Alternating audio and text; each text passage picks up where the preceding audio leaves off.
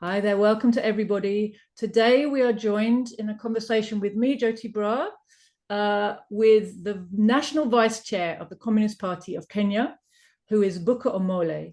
And we are really so grateful to you, Booker, for sparing the time to talk to us today. So thank you. Thank you very much, Joti Brar, and Comrade. You've also been doing a great work with your YouTube channel, and we studied with a lot of great interest here in Nairobi, especially to try and understand the the thinking, particularly in Europe, around the progressive and the revolutionary movement. So we are very grateful that we can get a chance to connect and just to give a reassurance that our struggle is one. Fantastic, thank you. And we're so glad that you have been able to make use of our materials. I think one of the legacies of living in the oldest imperialist country is that we speak the language that is the kind of lingua franca of the world. As a result of that, it's everybody's second choice of language is English.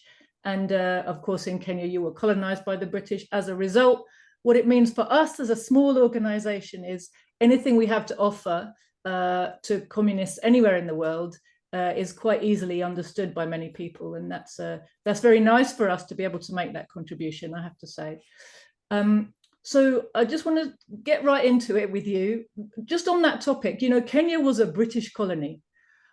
Most British workers today, even if they are aware of that fact, which I have to say many of them are not, it's not a history they know anything about at all. So do you think it'd be possible to tell us just a little bit about the colonial period and your liberation struggle in Kenya?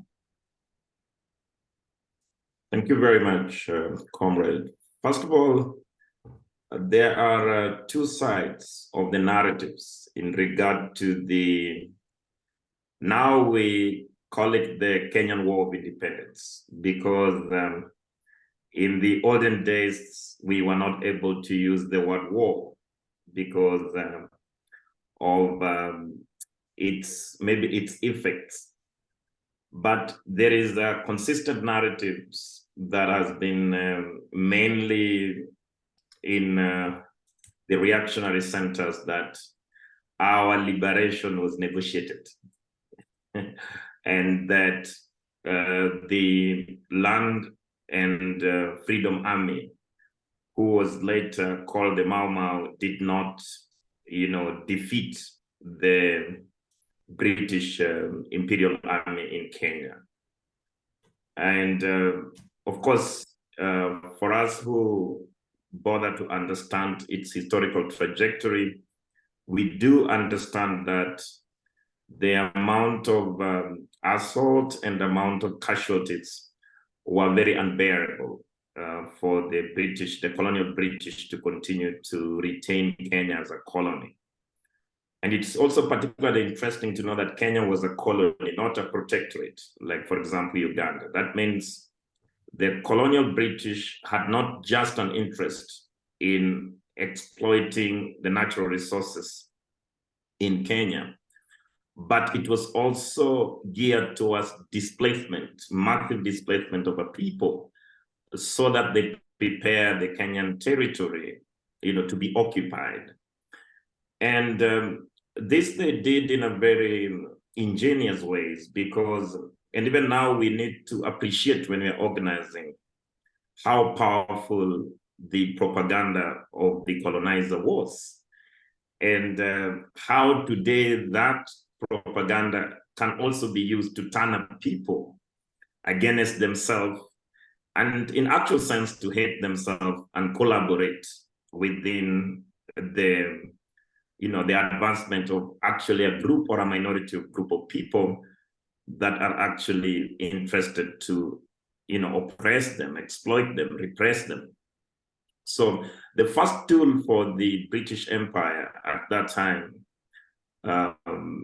we cannot only just articulate even the internal factors that the British Empire was struggling within the colonies, particularly Kenya, but there are also other external events that must have influenced, the defeat of the empire. And one of the key tools that they used was to divide a people among tribal lands.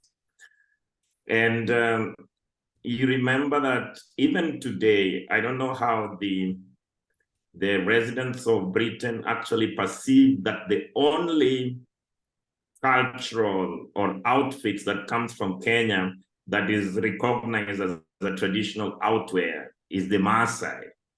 You know, that's a very colonial legacy in actual sense, because the Maasai community was the biggest collaborators with the British, the colonial British. So their culture, their dressing was exalted. And even now, sometimes when I travel to Europe, I still see them, you know, some artifacts of Maasai and even the Maasai houses. And some people want to make it look like that is the Kenyan culture, because that is the colonial perspective of how the African history wants to be told in that sense. But the British left us very divided, tribally. In fact, the Kikuyu community, which did not resist just because they were a Kikuyu community, they resisted because they had occupied the most fertile highlands that the British were interested in. So they were the first people to suffer displacement. But the colonial propaganda wanted us to believe that they actually resisted just because they were the Kikuyu community. And therefore, the advancement of resistance against the British occupation in Kenya, in other sectors, they will want to portray it as if it was a tribal resistance, that the resistance was ingrained in a particular tribe who did not want British civilization. Well, in actual sense, the issue was about land, and the Kikuyu community was the first to be displaced because they occupied the most fertile land. So you can see that the resistance axis that touched like two various tribes that were basically, you know, the most affected were the Luo community and the Kikuyu community, because the Luo offered labor and there was a lot of, you know, unpaid work and almost, slavery in the white plantation farmers.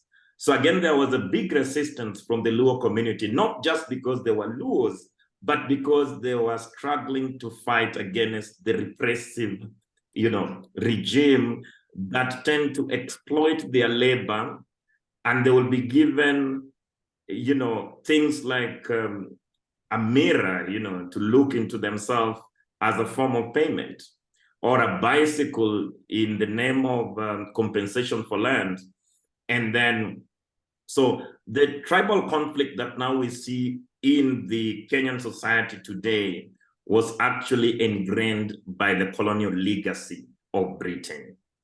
And that made them aware that they could rule us even in a much way. And I think the events of the World War I and particularly also World War II made significant contribution towards the advancement of our resistance struggle in Kenya, particularly when the world powers recruited people from their colonies to go and fight and die for them. It was a big revelation that indeed the white man also dies. That was the message that Dedan Kimathi came with home after, because he was fighting on the side of the oppressors' governments within the World War II. Now, when he arrived home, he was able to, first of all, deconstruct the white supremacy propaganda and actually bring it that indeed we fought with them and they are also possible to die. And he went quickly to start the peasant movement, the fight for land. So I know in some progressive or revolutionary literature, some people will want to portray Dedan Kimathi as somebody who was maybe a communist. But for us, we think we do not need to give Dedan Kimathi a communist tag. He was a progressive nationalist who mobilized the poor peasants that were deprived from land. And that is one important, solid, organization that broke the back of the colonial government, because after that they started to manufacture homemade guns, and then he realized that he was making mistakes, and then the land defense force that now you call Mau Mau, mainly in the colonial literature, which we have also accepted anyway, that they indeed were able to attack the colonial army in their most vulnerable positions. And that was the introduction of the guerrilla warfare in our war of independence. So this land defense force that is popularly known as Mau Mau formed an axis that crossed mainly the tribes that suffered the most in the hands of the white minority rule at that time. So you realize that, for example, the people who are manufacturing homemade guns were based in Nakuru, and they used to use women. And it brings out the importance of women in our Revolutionary War, who are able to conflage and deliver, guns and information, medicine, food to their husbands, their children that were fighting for their rights, just the mere right. In fact, the first demand was not that we wanted independence. The first demand was we wanted land. We wanted right to land. We wanted to live with dignity, because the logic was we welcome the British with open hands when they come. We saw them, we smiled, we offered them food. But why were they interested to displace us? Because for us, we saw them as brothers and sisters who have come, to visit us, that we need to offer water. But for them, they saw an opportunity to exploit and plunder. So that was the starting point of the revolutionary movement that was led by Land Defense Force at that time. But also there is another center that mainly were intellectual, and they had gone to Manchester and certain cities in Europe to learn. For example, in the African continent, Kwame Nkrumah, for example, Mwalimu Julius Nyerere. And in our country here, we had Jomo Kenyatta, who, of course, later on sold the process. But there are certain influence that we must appreciate, that through our engagement with the European community was an opening eye for the fight for total independence in our country. Because remember, when at that time also there was a lot of racist talk within the intellectual circles, particularly in philosophy. And you could probably understand why communism was being rejected, or even not just rejected, but there was a skepticism about communism.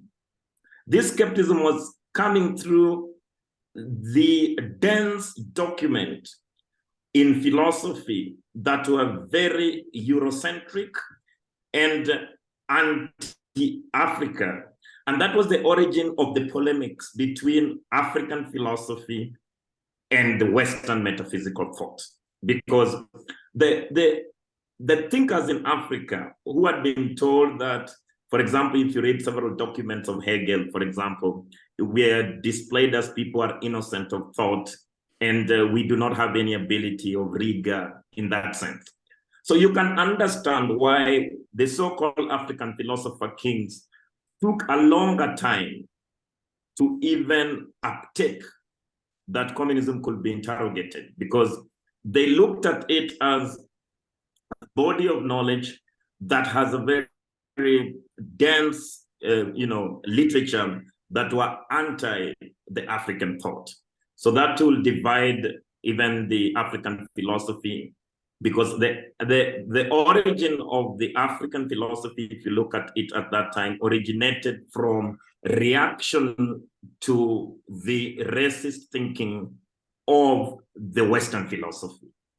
So you could realize that some certain books were published, like, for example, they went to even stress the importance that the Spa, Socrates, Plato, that they might have reflected in their works that there were certain learnings that took place in Egypt, and therefore Egypt was the origin of the body of knowledge. But that, as it may, when you come home, what I wanted to portray that there were nationalist forces, progressive nationalist forces, and there was the most hostile and organized peasants forces. One was influenced by only mere thinking because they did not suffer the same material conditions. For example, Jomo Kenyatta was not a poor man. Jaramogi Oginga Odinga was not a poor man. They were not landless people. So they only got exposure and they were fighting for the right of independence. In fact, all their rhetoric was talking about self-rule, while the peasant movement was talking about right to land and dignity. Why it's important to bring out this clarity, you will realize that the people who actually sold the African independence to the British were mainly intellectuals that were criticizing British based on the right for the African people to rule themselves. But they see themselves as the rulers. So for them, they wanted the whites to live so that they rule Kenya. But their conditions were not dire as the majority of the peasants and the African people. And that brings the most critical point why we are saying that the Mau Mau had no way to negotiate. For them, it was land or death. But for people like Jomo, their conditions were different. Because remember, Jomo, who now we call our father of independence, only published one literature, which was mainly to criticize, the white minority rule and bring out that Africa and African countries, particularly Kenya, was able to govern itself. That landed him in jail. And in history, once you are arrested, then you become a point of unity, regardless of how backward you are. So we had two people, one in the forest and one in jail. So Jomo was in jail, Dedan Kimathi was in the forest fighting. Every person that genuinely loved the Kenyan people recognizes the profound leadership of the Mau Mau and the profound leadership of Jomo Kenyatta through one newsletter that he did published. Now, the intensification of the fight, like now you see the Mau Mau were able to lay ambush. They were able to even put casualties on the white-owned highland farms. That means they will wake up in the morning and realize that there was a surprise attack, just as compared of what is now today happening in Gaza. And then the British government will react the same way. They will bomb the forests. But again, when they go there with boots on the ground, they will be shot at. So they started to create a myth. But the actual sense was that the Mau Mau people knew the terrain. They had every advantage to defeat the weak, colonial army that had only one strength, which was the air power. But when it came to boots on ground, the Mau Mau was undefeated. So the point reached where the colonial army were facing several casualties. The British economy, the United Kingdom was degenerating. They had done quite a bit of investment in terms of the railway line, which wasn't bringing them as much money as they want. So it was degenerating. The British Empire started to decline. So they had to choose whether they will want to decline in dignity or in humiliation. And the same condition, comrade, today is facing the United States. The United States empire is declining, just like the Spanish Empire, just like many empires in history. But they don't have the humbleness to say that we want to die like an empire with everyone, or we want to reconcile and decline as an empire and leave a new era to come into place. So we can see that the British, in that way, I think they were quite clever. First of all, they wanted to create a leader, and they realized that if they create a Black leader, and this is a strategy that has been used by the liberation, by the colonizers across Africa.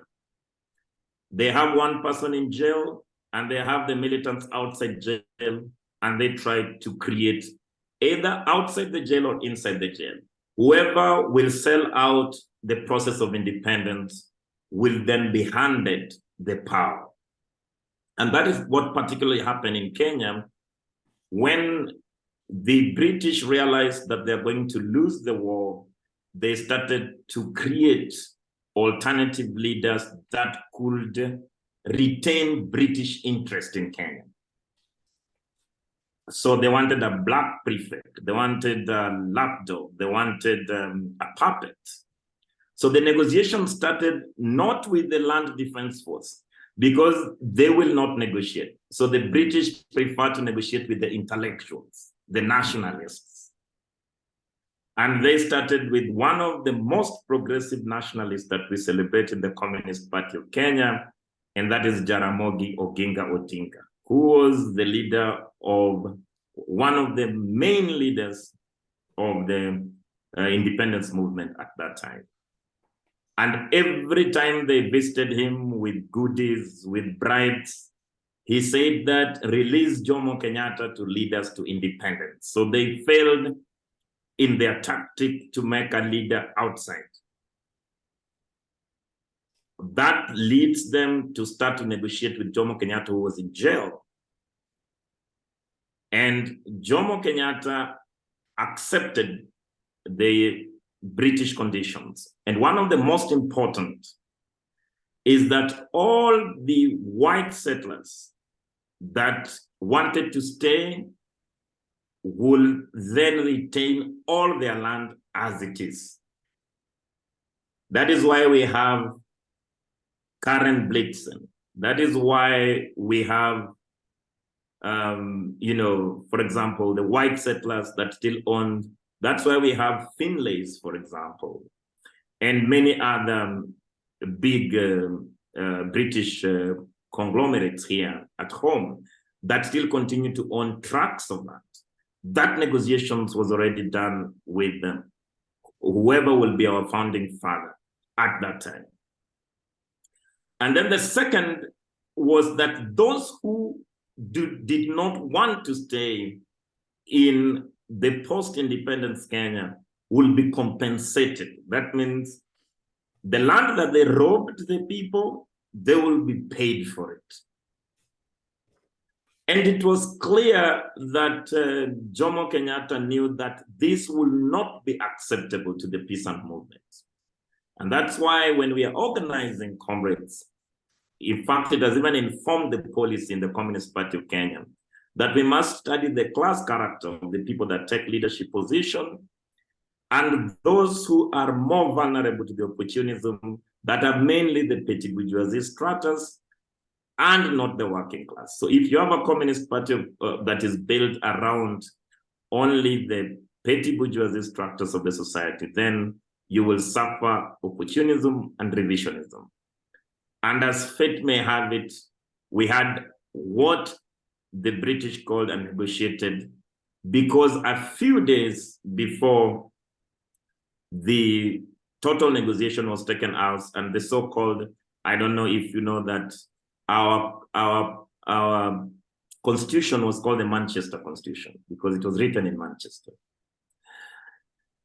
They arrested through leads of some of the sellouts within the freedom movement. They arrested our freedom hero, Dedan Kimathi. They were very quick to try him and to execute him. the main logic in doing that was they did not want any leader that could be created out of Dedan Kimathi if he stayed in jail. So they said that if Dedan Kimathi and Jomo Kenyatta were all in jail, then Dedan Kimathi will make a more popular leader than Jomo Kenyatta. Well, Jomo Kenyatta had already sold his soul for the British colonizers. So what basically happened was that Dedan Kimathi was executed and was buried in a known location. Even today, we are still demanding for a decent burial. We are still demanding to know the graveyard of Dedan Kimathi, to give him a decent send-off.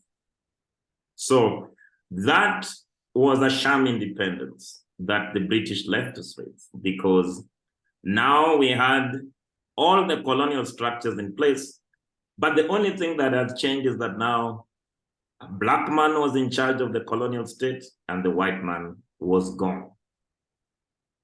But Jomo Kenyatta realized that he was so weak even to defeat the remnants of the Mau Mau forces after the execution of their leader.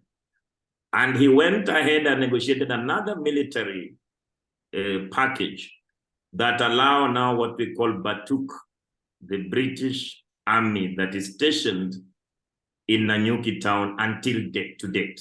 That Nanyuki base for the British forces was essentially meant to protect the British interest. And in the event that there was an uprising to overthrow their puppet in the name of Jomo Kenyatta, then that British, base was meant to assist and neutralize any threat. And that is why even to date, we continue to insist that the Batuk, the British army base in Nanyuki, is a threat to our national sovereignty and not a source of, security. Now, interestingly, that is the position that we are in today within the Communist Party of Kenya. We have a neo-colonial government in place with a Comprado class at its helm that needs to have alliances of operations with our former colonizers, and also particularly the imperialist forces. But an incident happened in the history of our country that could be very significant and also very interesting, that there was some element of fight between British and America in regard to interests. Because remember, Jomo Kenyatta died in 1978, not too long after independence, but the British brought in and supported his deputy, who was a dictator, who actually ran with one-party dictatorship. But the most problematic was that KANU, which was the party, had very progressive elements in it. In fact, they even had the Patrice Lumumba Institute that was meant to train the KANU members on issues to do with ideology. And this did not augur well with the colonial British. So they decided to bring one man who could disrupt that arrangement within the Kenya National African Union, and also to reduce the militancy of the Kenyan workers.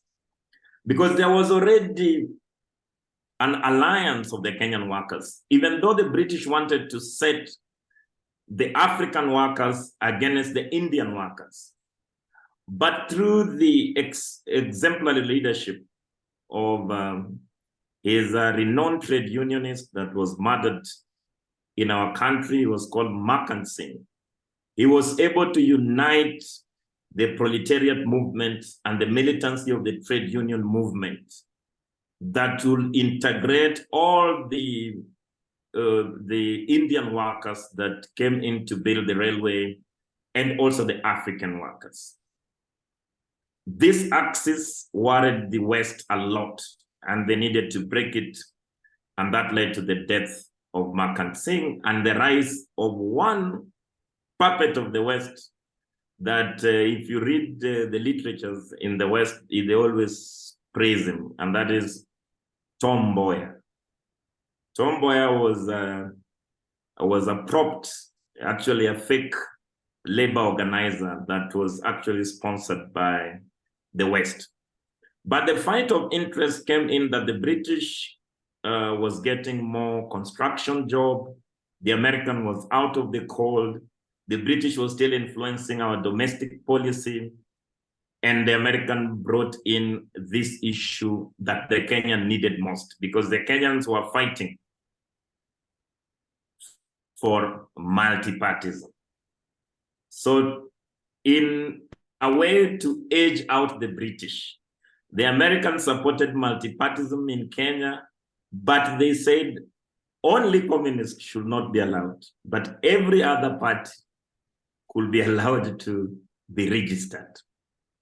So in that end, the introduction of multipartyism that was more of American-like or the British-like, where 2 or 3 or 4 capitalist parties are competing against the other, was introduced, and the United States installed now their hegemony in the East African region through, the Nairobi Consensus.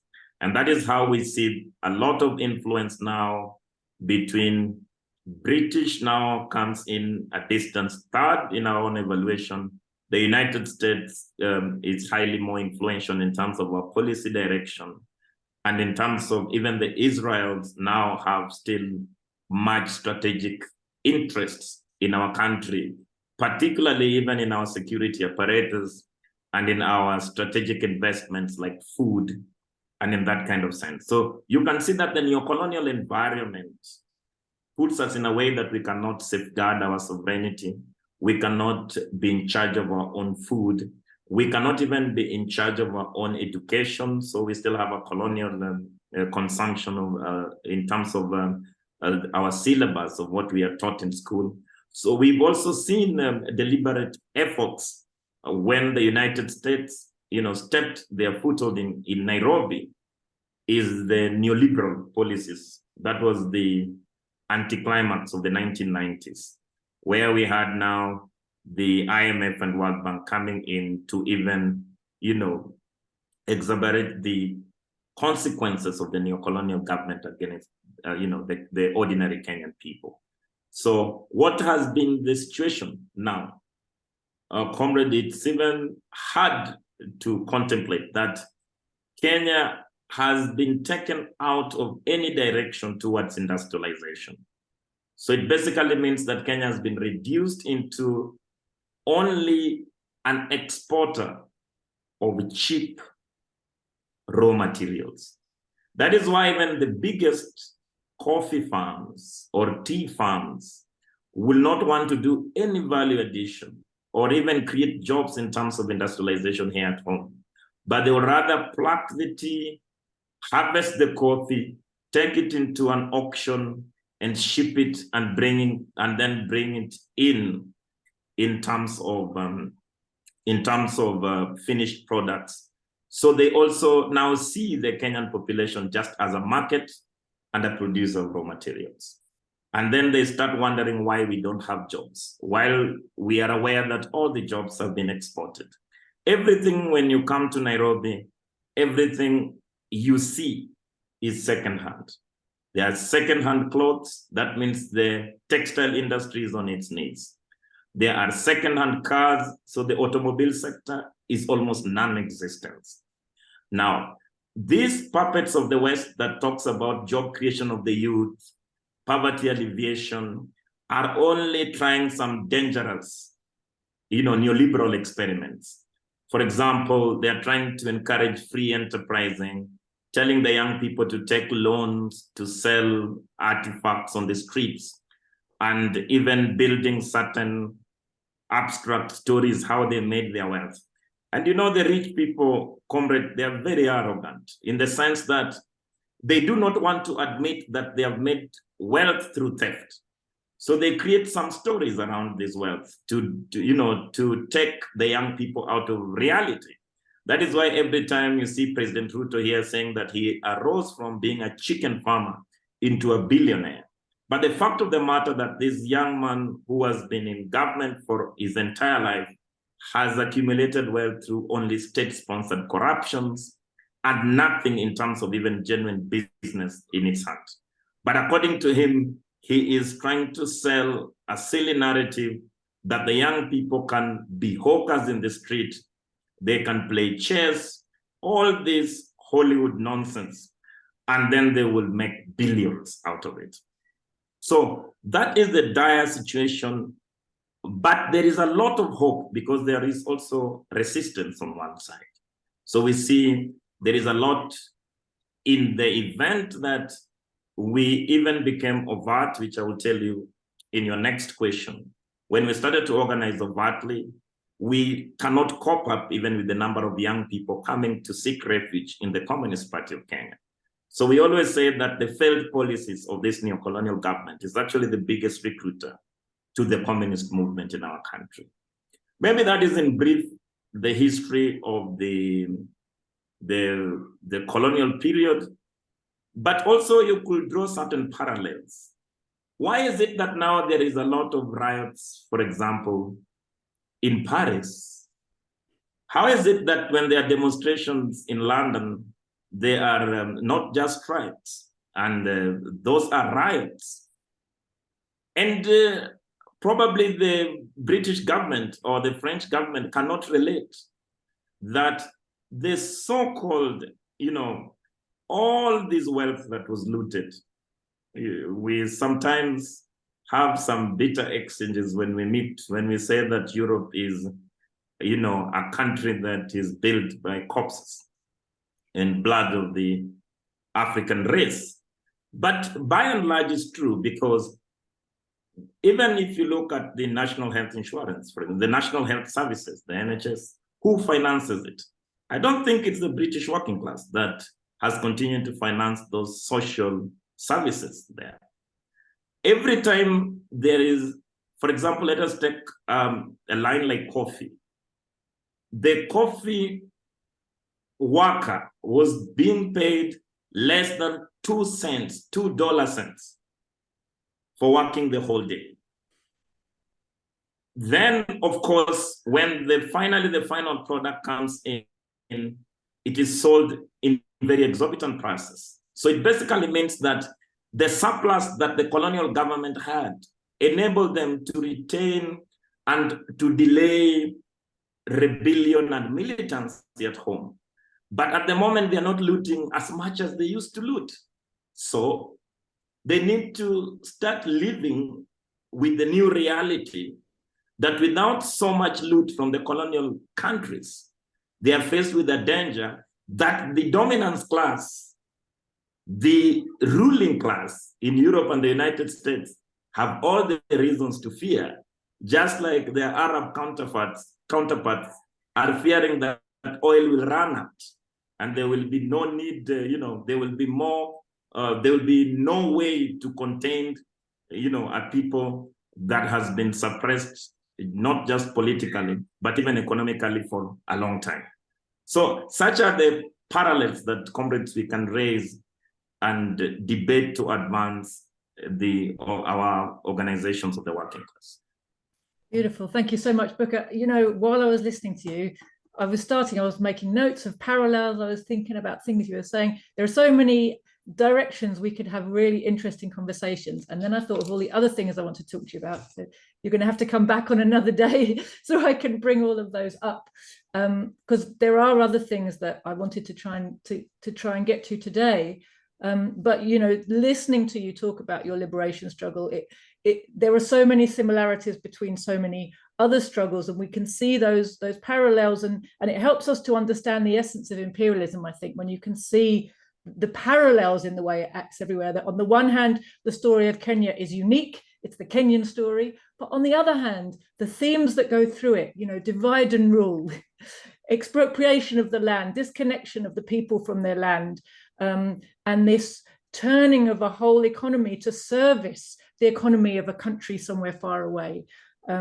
These are very common themes, and this way of finding a leadership when you come towards, when the pressure for liberation builds up so greatly, that you're going to have to pass on at least the appearance of rule to a local class, finding the way to massage that so that you're still in control of the economic levers of the country, so that the new political rulers are just a face for your continued looting. You know, this is a story we've seen again and again, isn't it? And something we have to, I think, take account of and learn to understand. And it sort of brings us to Lenin's teachings on the state. You know, that the state machinery that was left behind in the colonies and just handed over to the new ruling classes who came from, as you said, the privileged sections of society, they're running a state machinery that is perfected for looting. It's not perfected for developing the economy and, you know, everything that goes with it, the way people are educated, the way the judiciary works, all of the norms of democracy that you just sort of inherit unthinkingly and say, oh, well, now we've got democracy because there's some black people in charge. And then you know, it takes such a long time for the people to realize, hang on a minute, this is just what we had before, right? You know, you've done all this celebrating, done all this fighting and all this celebrating. You're like, yes, freedom, freedom, optimism. And then after a while, you're like, why does nothing feel different? You know, and this is you know, a common story in many parts of the world where the national liberation struggle has stopped short of what the people really were fighting for. I wanted to bring in a question to you about the Labour Party, because something that we find very important and significant when we're looking at the period of your liberation war is that at that time, British imperialism was being run by a Labour government, and not just any Labour government, but the government which built the welfare state, right? Which is held up to us by the entire, what we would call the fake left, all kinds of parties that call themselves socialist and communist, and the bourgeois media. They all tell us that the government of Clement Attlee in 1945 was a socialist government, that the welfare state was a socialist project, and that we never had it so good. This was the best period of British socialism, and the people who were in charge were these wonderful, you know, human-centered people. Well, on the one hand, you know, yes, we got the NHS, yes, we got council housing, yes, we got education, but what a lot of British people didn't then understand and still don't understand when they idealize this period and look back to it as a golden era is that the money to pay for these concessions, and these concessions were made under pressure of revolutionary upsurge across Europe and a strong communist movement even in Britain, but definitely, you know, the victory of the communists over fascism in World War II, the victory of the communist partisans in all the occupied places, the rising national liberation movement. There was a big fear of the imperialists that their whole system was about to go. They made these huge concessions to the working classes in the imperialist countries, but the oppressed masses in the rest of the empire paid. We know, as communists, we are aware that to pay for these big social programs, one of the things that was done, and there was more taxation in Britain as well. There were some very high rates of taxation for people with a lot of money.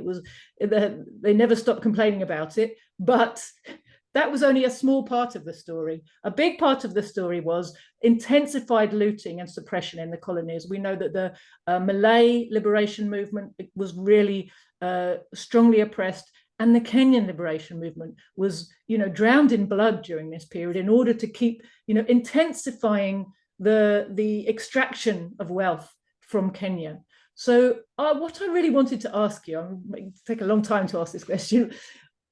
Do Kenyans know that that was a Labour government that was doing that? Do people in Kenya ever notice or think about a change of regime in London, or to them is Tory and Labour a completely irrelevant question? No, thank you, Joti. And Comrade, first of all, this reminds me of the debates that were taking place among the left during the liberation wars in Africa.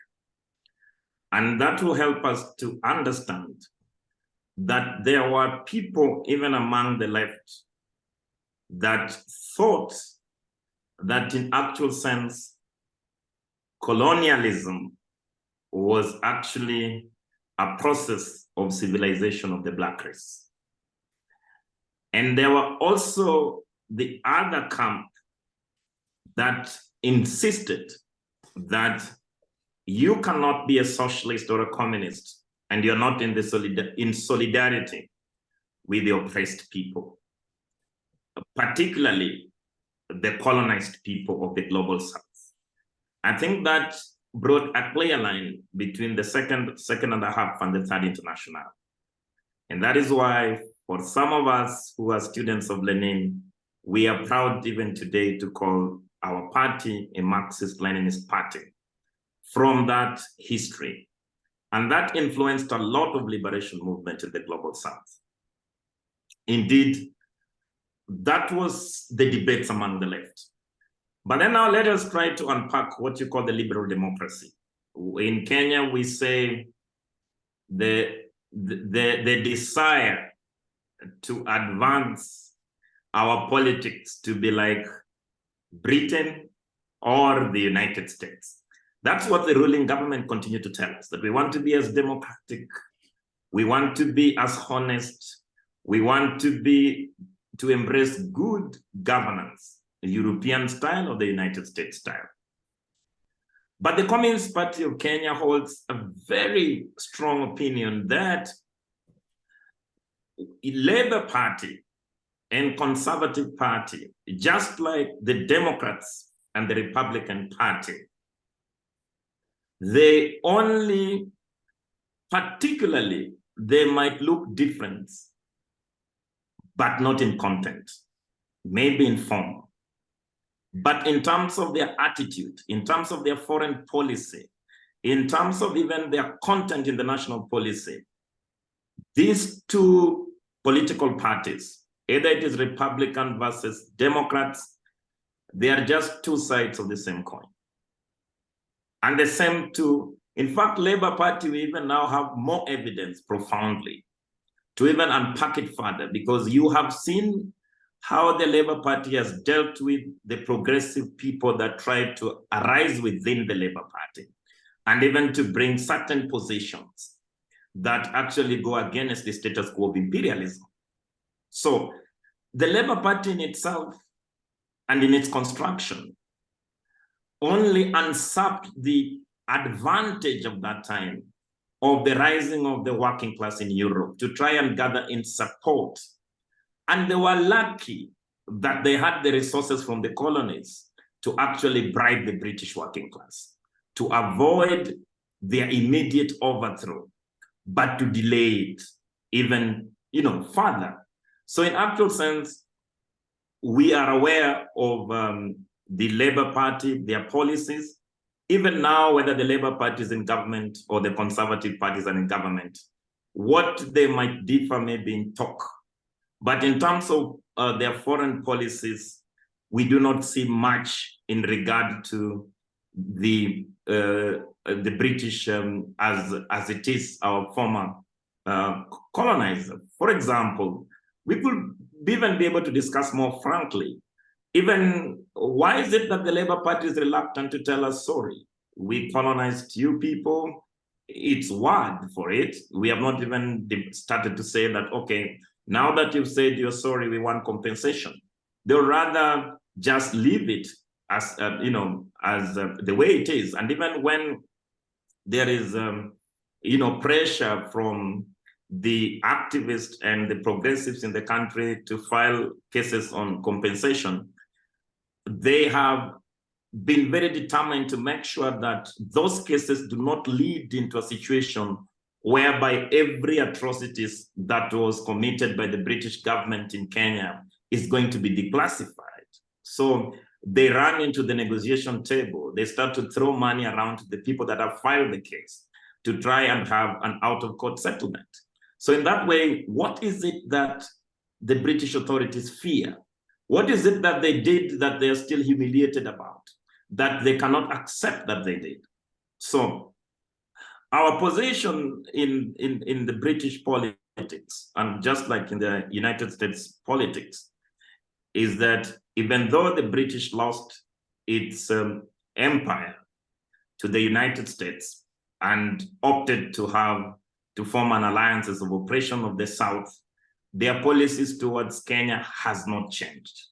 We have still seen the arrogance, whether there is the Conservative or the Labour Party.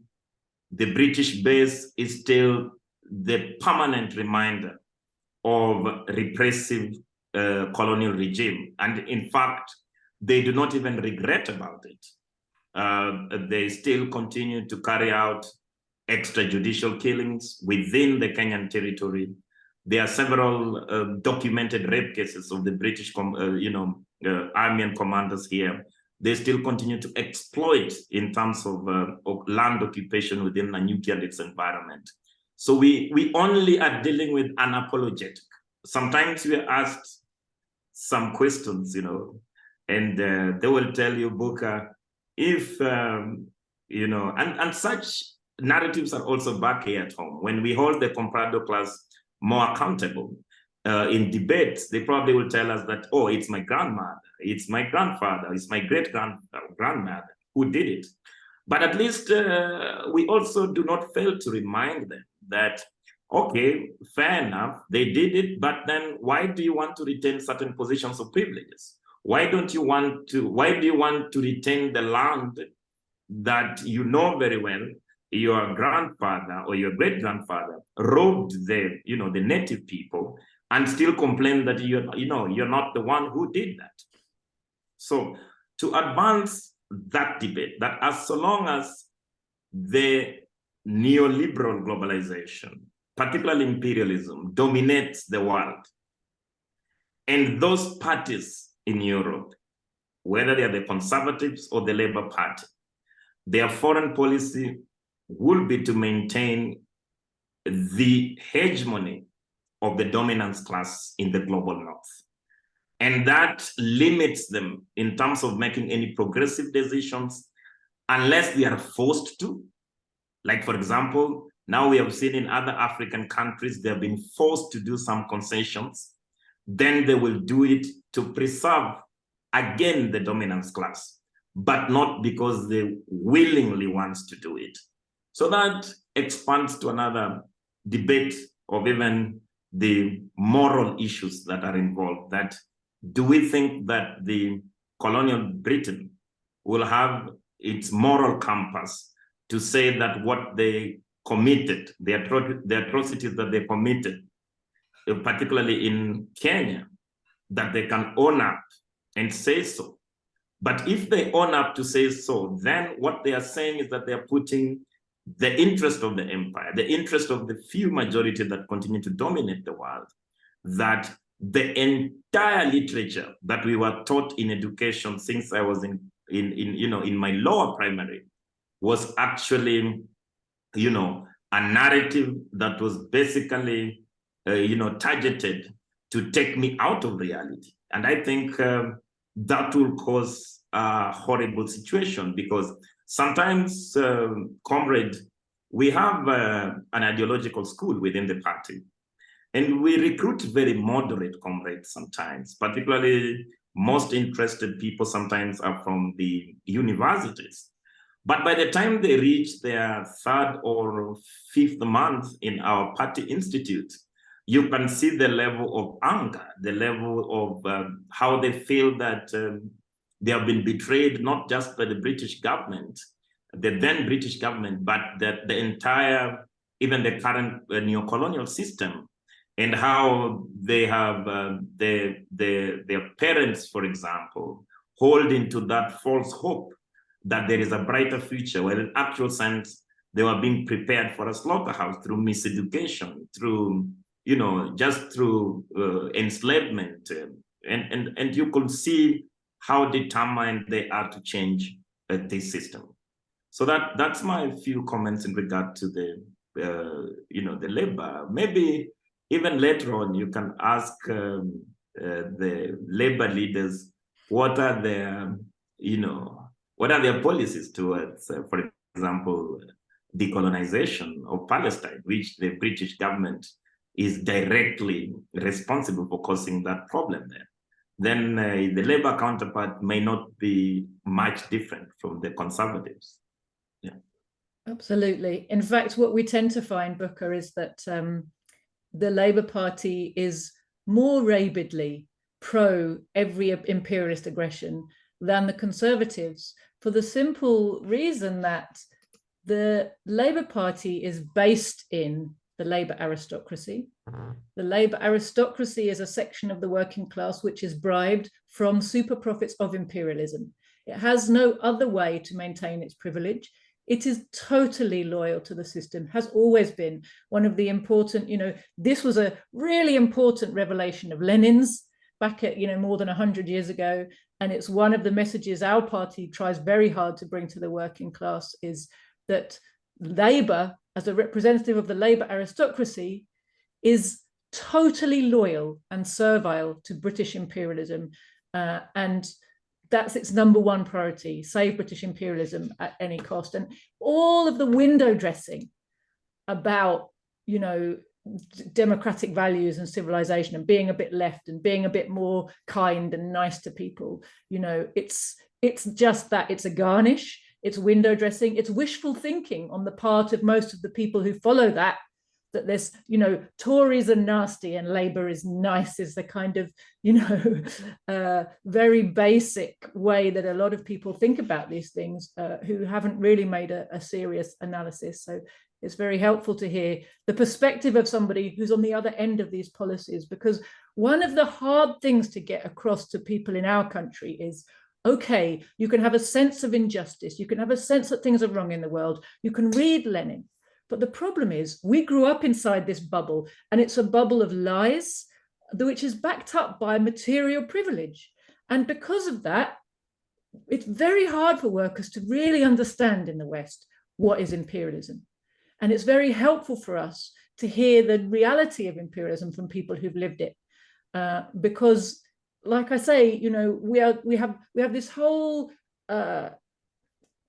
fabrication of what our society is all about, fed to us endlessly, constantly, and we live inside this bubble where we're so cut off from the reality of what the system means that and most kids all the way through their lives, people in Britain, it's very easy to live and never really know what the relationship is between Britain and the imperialist countries and the rest of the world.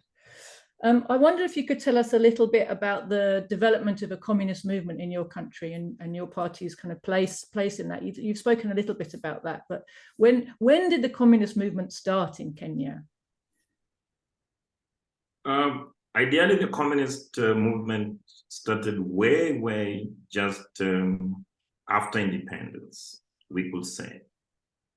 And what year was that? Sorry. What year was independence, just for the people? 1963. 1963. Okay. Yes. So, but before the independence, when we had there were still people that were aligned towards the USSR, and also those that were aligned to the United States. And of course, you know that Kenya was also a member of this non-aligned movement.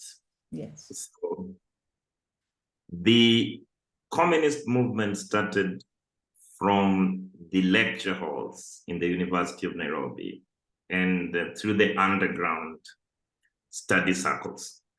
Whoever wants to delve deeper into that period, you will realize that the communists at that time were mainly intellectuals within the universities.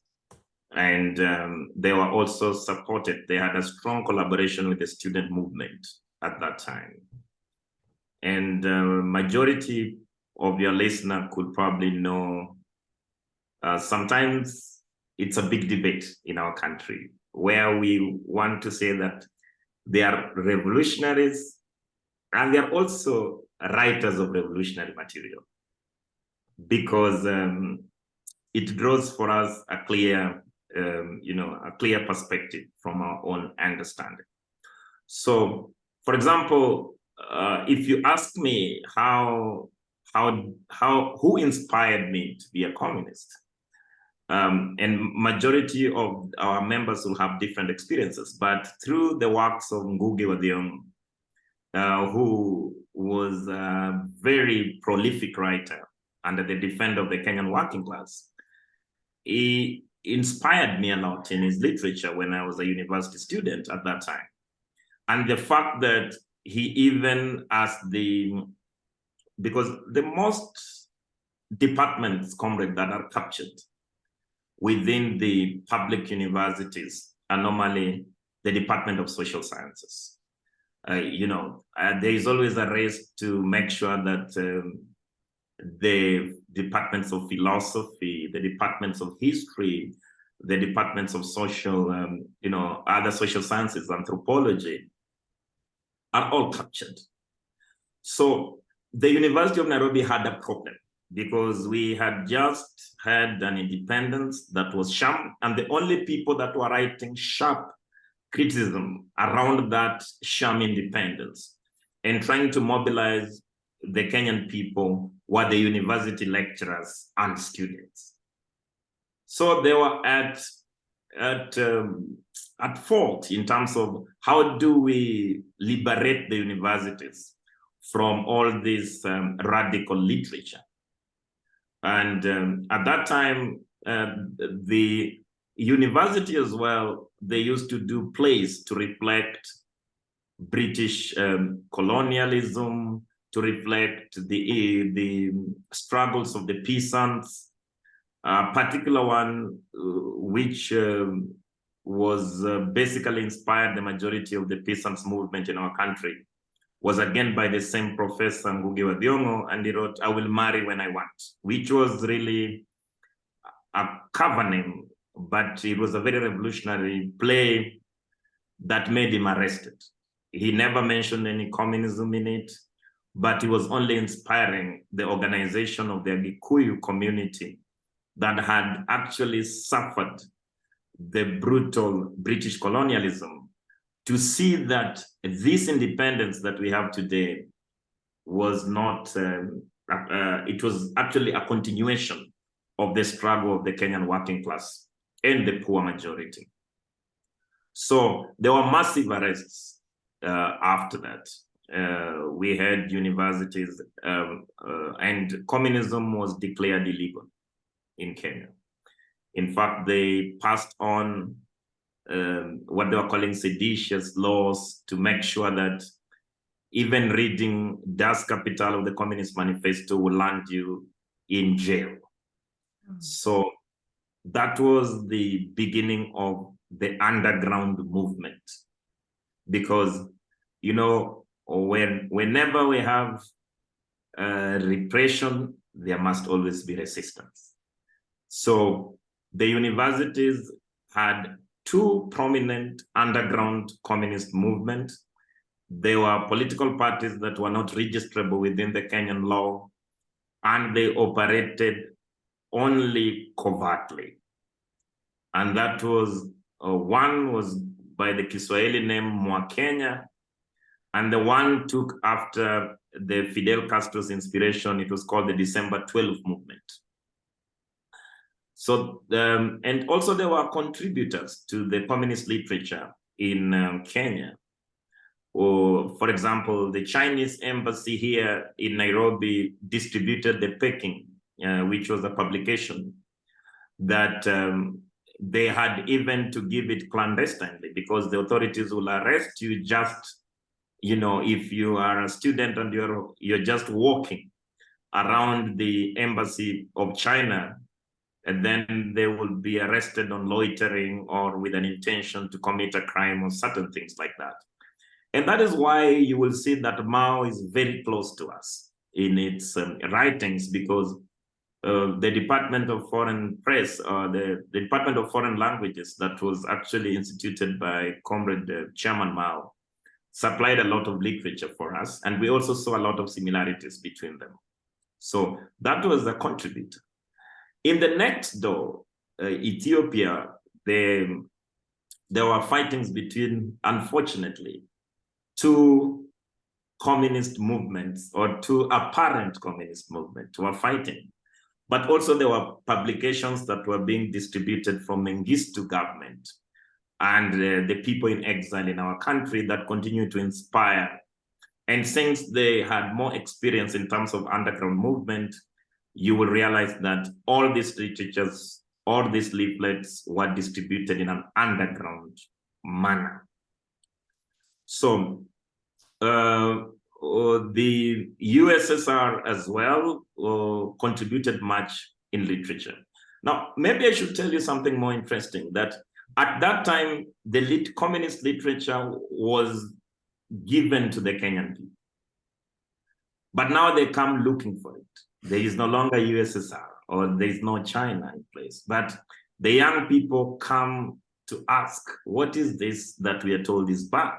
So that we know about how bad it is. Because remember, after the victory of the United States in our country, communism was rejected, not by debate, but it was rejected, without any debates. It was bad in itself, and even bad to interrogate it, even bad to read it. That means the African race or the Kenyan people, according to the United States, and this is a tradition I think even in the United States still lives with them to date, that they want to reject anything, not from a point of merits or demerits, but just from a point of that is bad, don't do it, because the number of people murdered by the communists continue to increase every day. I don't know how many millions they are today, but they keep on adding numbers to try and possess a certain narrative. So we had external factors and internal factors contributing to the underground communist movement. But there is a significant event that happened in 1982 in our country that disrupted that organization. First, in 1982, the underground cells had gotten into the Kenyan security forces, and they were collaborating with particularly the Kenya Air Force, to organize for a regime change. But something strange happened, that the Kenya Air Force that was also involved in these organizations lacked ideological clarity. For them, they saw an opportunity to be leaders in Kenya. So they decided to exercise, a coup without the revolutionary leaders. And remember, we had the biggest supporter of the Kenyan underground movement was Tanzania, which is our neighbor here, Julius Nyerere. So most of the people that were either being persecuted by the system found their way into Dar es Salaam, where they got to learn. And since there was a lot of debates during Nyerere's period in Tanzania, all the literature in regard to communism were veiled to the people to debate them, in as much as also Nyerere limited that space only to one language, which was Swahili at that time. But in 1982, there was an aborted coup that was led by the Kenya Air Force. And this aborted coup was meant to overthrow dictator Moi. And just like any other reactionary government, that incident was used to make sure that any communist that was known or suspected was hanged. And some of them were exiled or they already left during the coup. In fact, the few communists that have a history with the Communist Party of Kenya that survived that onslaught on the communists were basically young university students that the Swedish left party that was in government at that time negotiated for their escape to go to Uppsala in Sweden. So that is why if you go to Sweden today, there is a small city of immigrants called Uppsala. You will find many Kenyans there, because the young university students, mainly aged below 20, were when they were released, they were sent to exile and they were accepted by the Swedish government there. Even our former chairperson, Comrade Mwandawiro Mganga, has that history. And after he was in prison for a very long time, he had to spend so many years in exile in Sweden. So what lessons do we learn from that, comrade? And we keep on reminding our comrades that any act of adventure will not advance the wheels of the revolution. It will actually slow it down, because from 1982 all the way to 2000, there was a lull, total silence. That means the revolutionary forces was almost extinguished in our country. Their mothers, their fathers, even who did not have relationship with them, were either in jail or exile. So that crackdown on the communists at that time, any mistake that we do, especially without studying the balance of power, will only put our comrades in more danger. That is why we are very careful in terms of the candidates of what we say they want to do an experiment, and put the entire revolutionary movement in jeopardy. So that actually happened. So what happened during the 1992 after the coup was when the United States of America, with the help of the dictator Moi, brought in what they were calling multi-party democracy. The communists in exile seized that moment. And that is how we found home in the Social Democratic Party. So we have also a history with the Social Democratic Party. But the Social Democratic Party was not a revolutionary party. It was a reactionary Social Democratic Party. But it was a way in which the revolutionaries and the progressives could hide into to be able to advance their organizations. So for example, I joined the Social Democratic Party in the youth wing, way back just when it started. And many other comrades that are now in the party were also members of the Social Democratic Party at that time. But that was what we call the overt way to operate. But the study circles, because remember, from the learnings of Lenin, we must have full-time professional revolutionaries in the party who conduct revolutionary education through study circles to build the bastions of the party, which are indeed are the cells that make the party.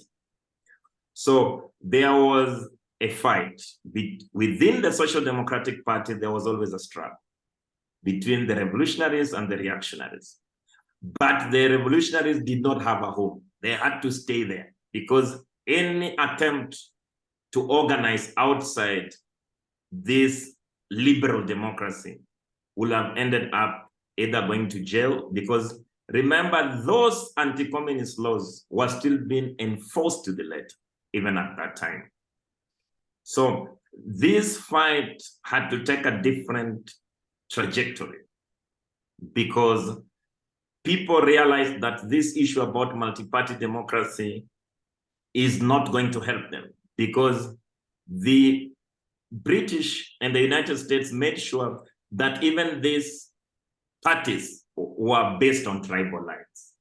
So that is how you realize that even currently, the people who are in mainstream politics, as we call them, they rely on their tribal majority in terms of votes.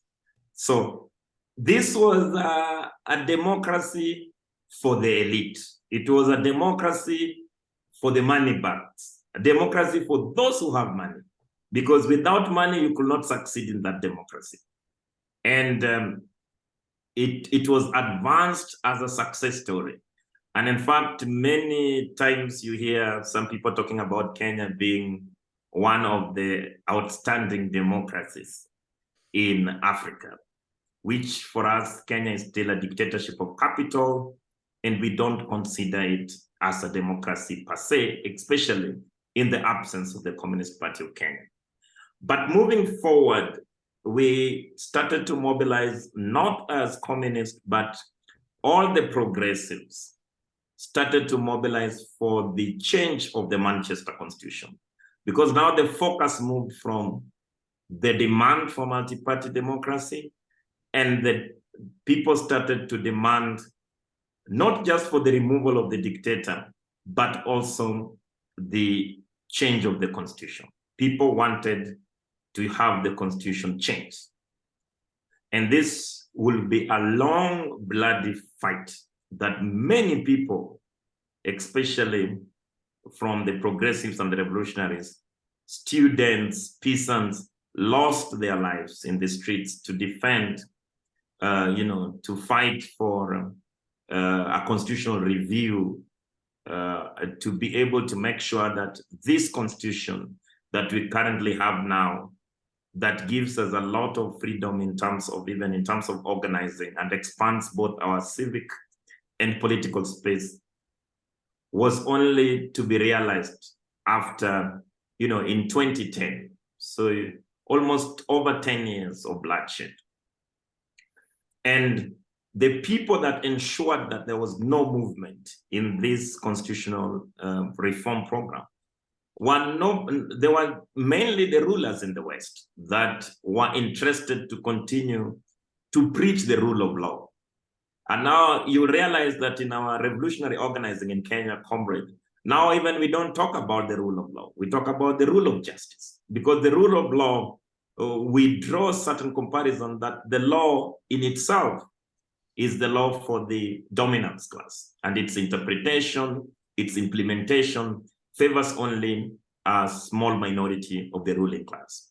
So that is how that prominent phrase within the movement comes, that we demand for the rule of justice, not just the rule of law. But as people are fighting for the review of the constitution, an incident also happened in 2002, and there was a parliamentary appeal to limit the presidential term limit that would necessarily, uproot Moi as the president in 2002. So that means in 2002, Moi tried to impose, a president after he knew that he's going to lose an election. But unfortunately, his candidate, Jomo Kenyatta, lost with a landslide. In fact, in Kenya, people call it the ballot revolution, as it is known in 2002. So it basically means that Communist Party of Kenya could only exist legally in Kenya after the 2010. So that means as the outside struggle was moving on, there was also an internal struggle in the party. The struggle to actually take the entire Social Democratic Party, change its leadership, change its document, and put it into a trajectory of a revolutionary party. So this victory came earlier than the constitution. So when we were waiting for the constitution in 2010 so that we start organizing overtly, the defeat came earlier. And after the 2007 elections, there was a massive killing of the innocent people in Kenya through the post-election violence. And people lost faith entirely within the establishment that had actually replaced Moi. And I think Kenya made several headlines, in the international headlines, because at that time there were very high-ranking Kenyan politicians that were actually indicted, and they were meant to be tried at The Hague. Maybe without even losing sight, we must also say that the ICC court, the Communist Party of Kenya, even at that time, hold that is an imperialist court. And we do not support any trials that are only geared towards, preservation of the empire as it is. But Kenyan made headlines at that time, And as they were busy fighting, we were able to take over the Social Democratic Party of Kenya. And you can remember if you go through our literature, you realize that from 2009, all our documents except our name, all our documents were Marxist-Leninist Party. In fact, when we traveled to go abroad to attend meetings, it even brought confusions. Who are these social democrats that had clarity in terms of thought? I can remember an incident where we were invited together with the Labour Party in Kenya with a foundation. It's called Frederick Ebert's Foundation that works here in Nairobi. And they thought we were social democrats. So we went to that meeting, and after listening to us, they told us to leave the boardroom because they realized that our ideas were quite strange to them and that this social democratic name was just a camouflage. In fact, they said it was a deception of the German social democrat movement. So we existed as social democratic movement, now as a revolutionary party, from 2009, only operating under Social Democratic Party as a name. So from that time, the study circles intensified. In 2010, after the promulgation of the new constitution, the process to change the name of the party from Social Democratic Party to call ourselves the Communist Party of Kenya started. But the state, even though, and this is the limitation of the bourgeois legality, that even when the law allows you to exist legally, they will still interpret the law to try and, to prevent you from existence. For example, I think the registrar of political parties at that time was telling us that we are advancing a class conflict, and this threatens the stability of the Kenyan state. Therefore, we are not registrable with the name the Communist Party in itself. And Kenya is a democracy, and communism is not about democracy, just childishness talk. Anyway, that struggle we thought would take us a month or two to be recognized as a political party, but it took us 9 years. So that is why the Communist Party first National Congress that was held in their real name in a very emotional moment was in 2019. After, again, we had to go to court and also have several demonstrations to be recognized as the Communist Party of Kenya. But at the very end of it, the Communist Party of Kenya was unveiled on the 5th of January, 2019. And particularly, it was a big moment for us because remember these imperialist puppets here in Nairobi, they call themselves social democrats. In fact, if you look at their manifestos, and even if you interrogate social democracy that had its roots in the social democratic movement of German social democracy, these are reactionaries that had already sold out the working class. So we wanted to call ourselves who we are, to also, other than defeating the confusion within the international circles, but also to distance ourselves from these reactionary politicians in Kenya that also call themselves social democrats. And sometimes when we go to speak to the masses, they will ask us, what is the difference? There's a social democratic party, and also these other political parties call themselves social democratic party. Now, that was a new experience for us because for the first time, you have communists, not looking after their back or running after the police, or even there was some level of comfort in our organization. But definitely, we also made that deliberate decision in the Congress that we will still make sure that we stay in touch and organize both overtly and covertly, because we never know what the state is capable of doing. In fact, they tolerated us only if we did not have influence.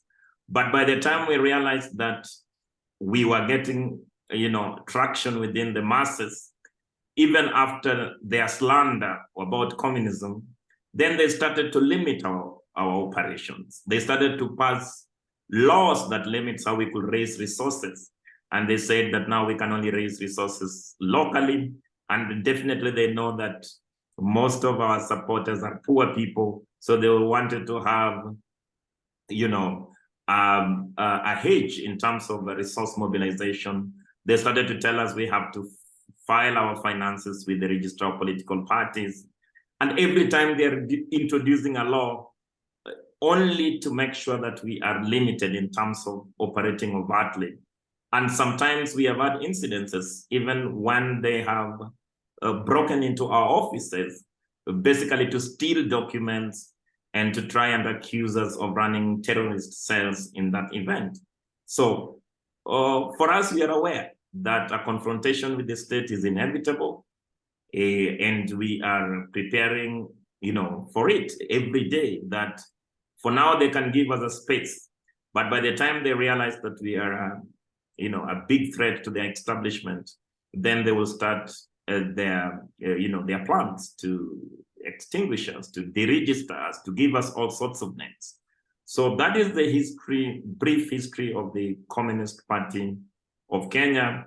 Since 2019 to now, Comrade, we have not had, a peaceful process, because now we have also been dealing with internal contradictions within the party that has come up with several lessons for us. In fact, now we are running a rectification program in the party, and the biggest diseases that we have suffered in the Communist Party is opportunism and revisionism. And this can be explained in history, just like I told you that the communist movement in Kenya did not start from the working class. So the majority of our membership were mainly from the petty bourgeoisie stratas of the society, and the leadership were mainly the intellectuals. And that can inform you why now we are deliberate that at least 60% of our membership and 60% of our leadership must be from the working class. And that is from that historical lessons. Even now, even though I was talking to you about our previous leaders, there are two particular senior leaders that decided to go against the party line and are now serving within the Ruto administration at the moment. And for us, it was a step backward for it, but at least there's some time we have to take those lessons and move forward, because it is not really we're not like, it's not the first time it's happening. We can remember the Cloutzy time, the Komitan time. So revisionism and what we have been trying to tell our international audience that, the squabbles among the communists cannot be reduced only to differences, like between family members or friends, but it must be viewed as an emergence of opportunism and revisionism and those forces that are opposed to such emergence. So that is the current situation of the party. We had a big electoral victory for us, which we did not expect in the last election. For the first time, in fact, one of the candidates that actually won to be the governor still is our party member today. So we have a big control of at least one county. We also had members of county assemblies, but we could have had even major electoral victories. But some of our candidates, including myself, that were banned from contesting for election last year, could have served in this current bourgeois parliament. But also it's good to be clear that we do not see bourgeois elections as an end in itself. We do not see that we will liberate the Kenyan people through the system that has been offered by the enemy. In fact, we even clarified further that the only reason we were participating in those elections was, first of all, is to try the level of our organizations, to see how ready we were in terms of mobilization. But most primarily, we must never abandon the masses when the political temperatures are high and the politics is activated. We cannot only abandon them to the reactionary ideas of the ruling class. We must take up that opportunity to also offer a counterbalance of our revolutionary ideas. And indeed, we actually came up with several lessons. In fact, we did some album which was very unpopular from the underground. There were mainly songs that we used to sing in the underground. But during this election time, the young people surprised us. And in fact, for the reason that I think even we have been known nationally and internationally was because of the young people that were supporting several candidates across the country through music. In fact, I never did know that hip-hop music could penetrate the minds of the young people for a long time, until we had this group of young communist artists that were producing music every week and art to try and advance our propaganda. And now we can say that we are a national movement, we are a national party, and our level of organization is quite high in terms of even advancing the party school. We have the Marxist-Leninist Institute that continue to advance the ideological clarity and even response to international and national issues, as you probably must have realized. So that is in brief, but for those comrades who want to know the history of the Communist Party of Kenya, we published an unedited version of a book. We call it The Building of the Communist Party of Kenya. It has all our correspondences and our historical documents that people can actually learn into, to delve into the building of the Communist Party in Kenya. Great. We will definitely look for that book and learn more about your struggle for party building, because, of course, while your situation is different to ours, again, we are in the same movement and there are many parallels. It's very interesting listening to you talk about the problems of opportunism and revisionism. You know, these are manifestations of the class struggle everywhere, all the time.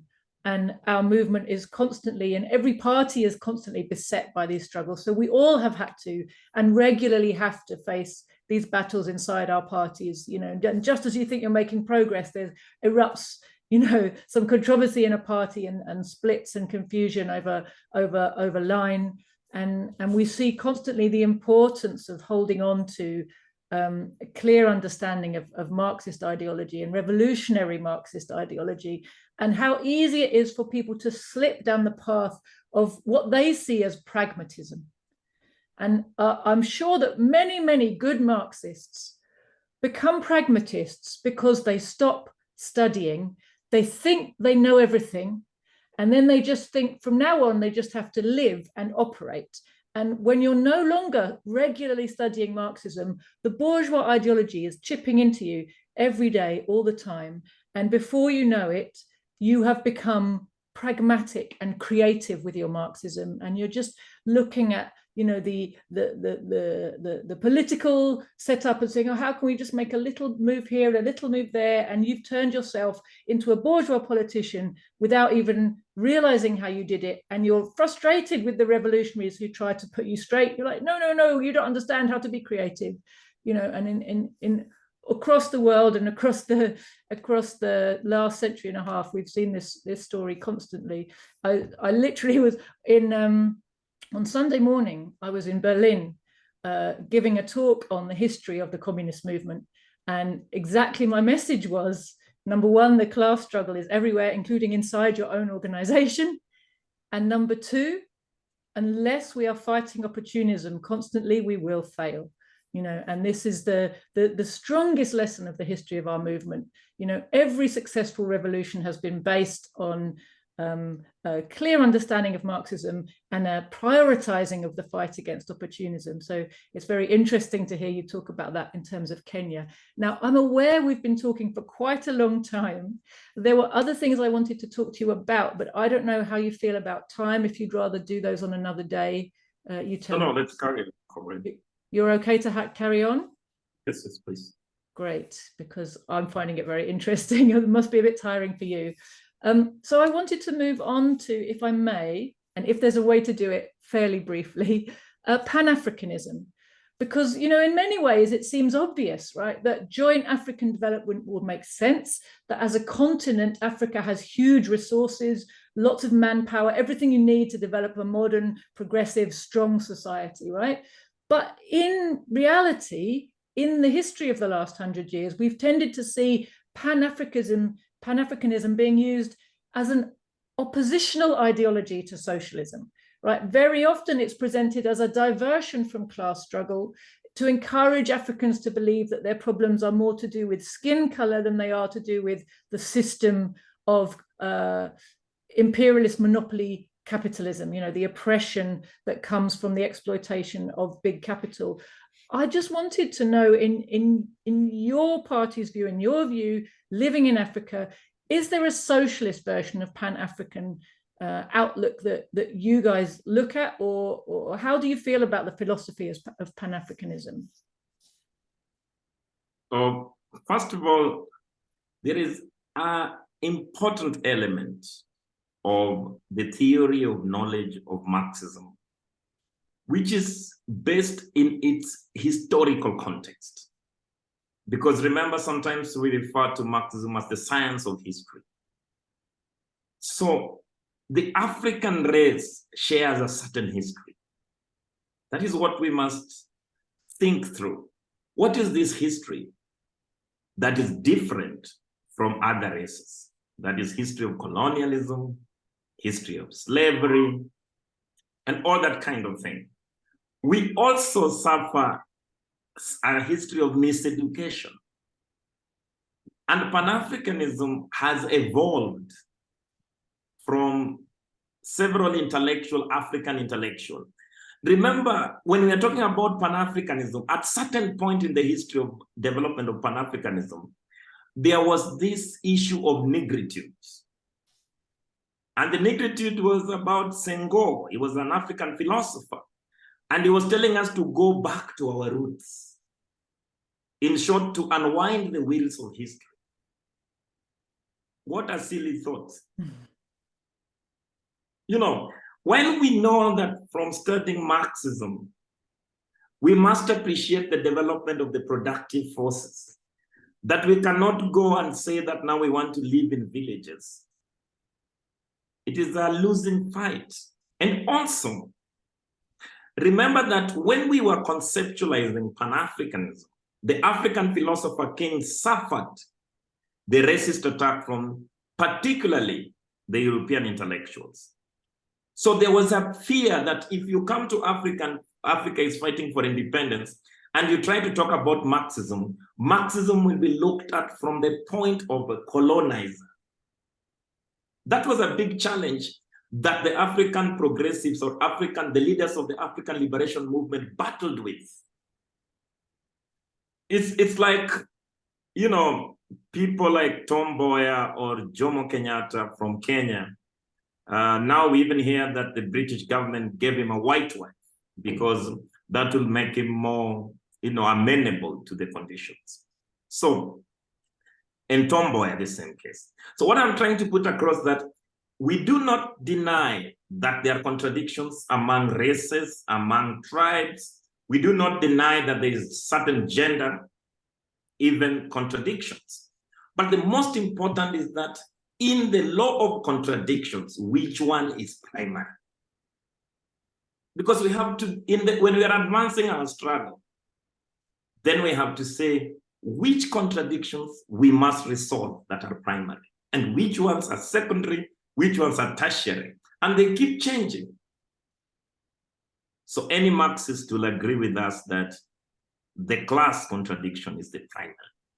So we must then look at Pan-Africanism within that context. The second part of it is these other philosophies that, especially the African philosopher kings, thought that they wanted to come up with an indigenous, an African. We must give a counterbalance to them that now that Marxism is a science, it must be studied like any other science. So we don't say it's a Dutch science or it is a European science. Once it is a science, it is universal. So this, we must also understand that people like Kwame Nkrumah and Mwalimu Julius Nyerere that grappled with this question, were living in very difficult circumstances, especially within the intellectual space.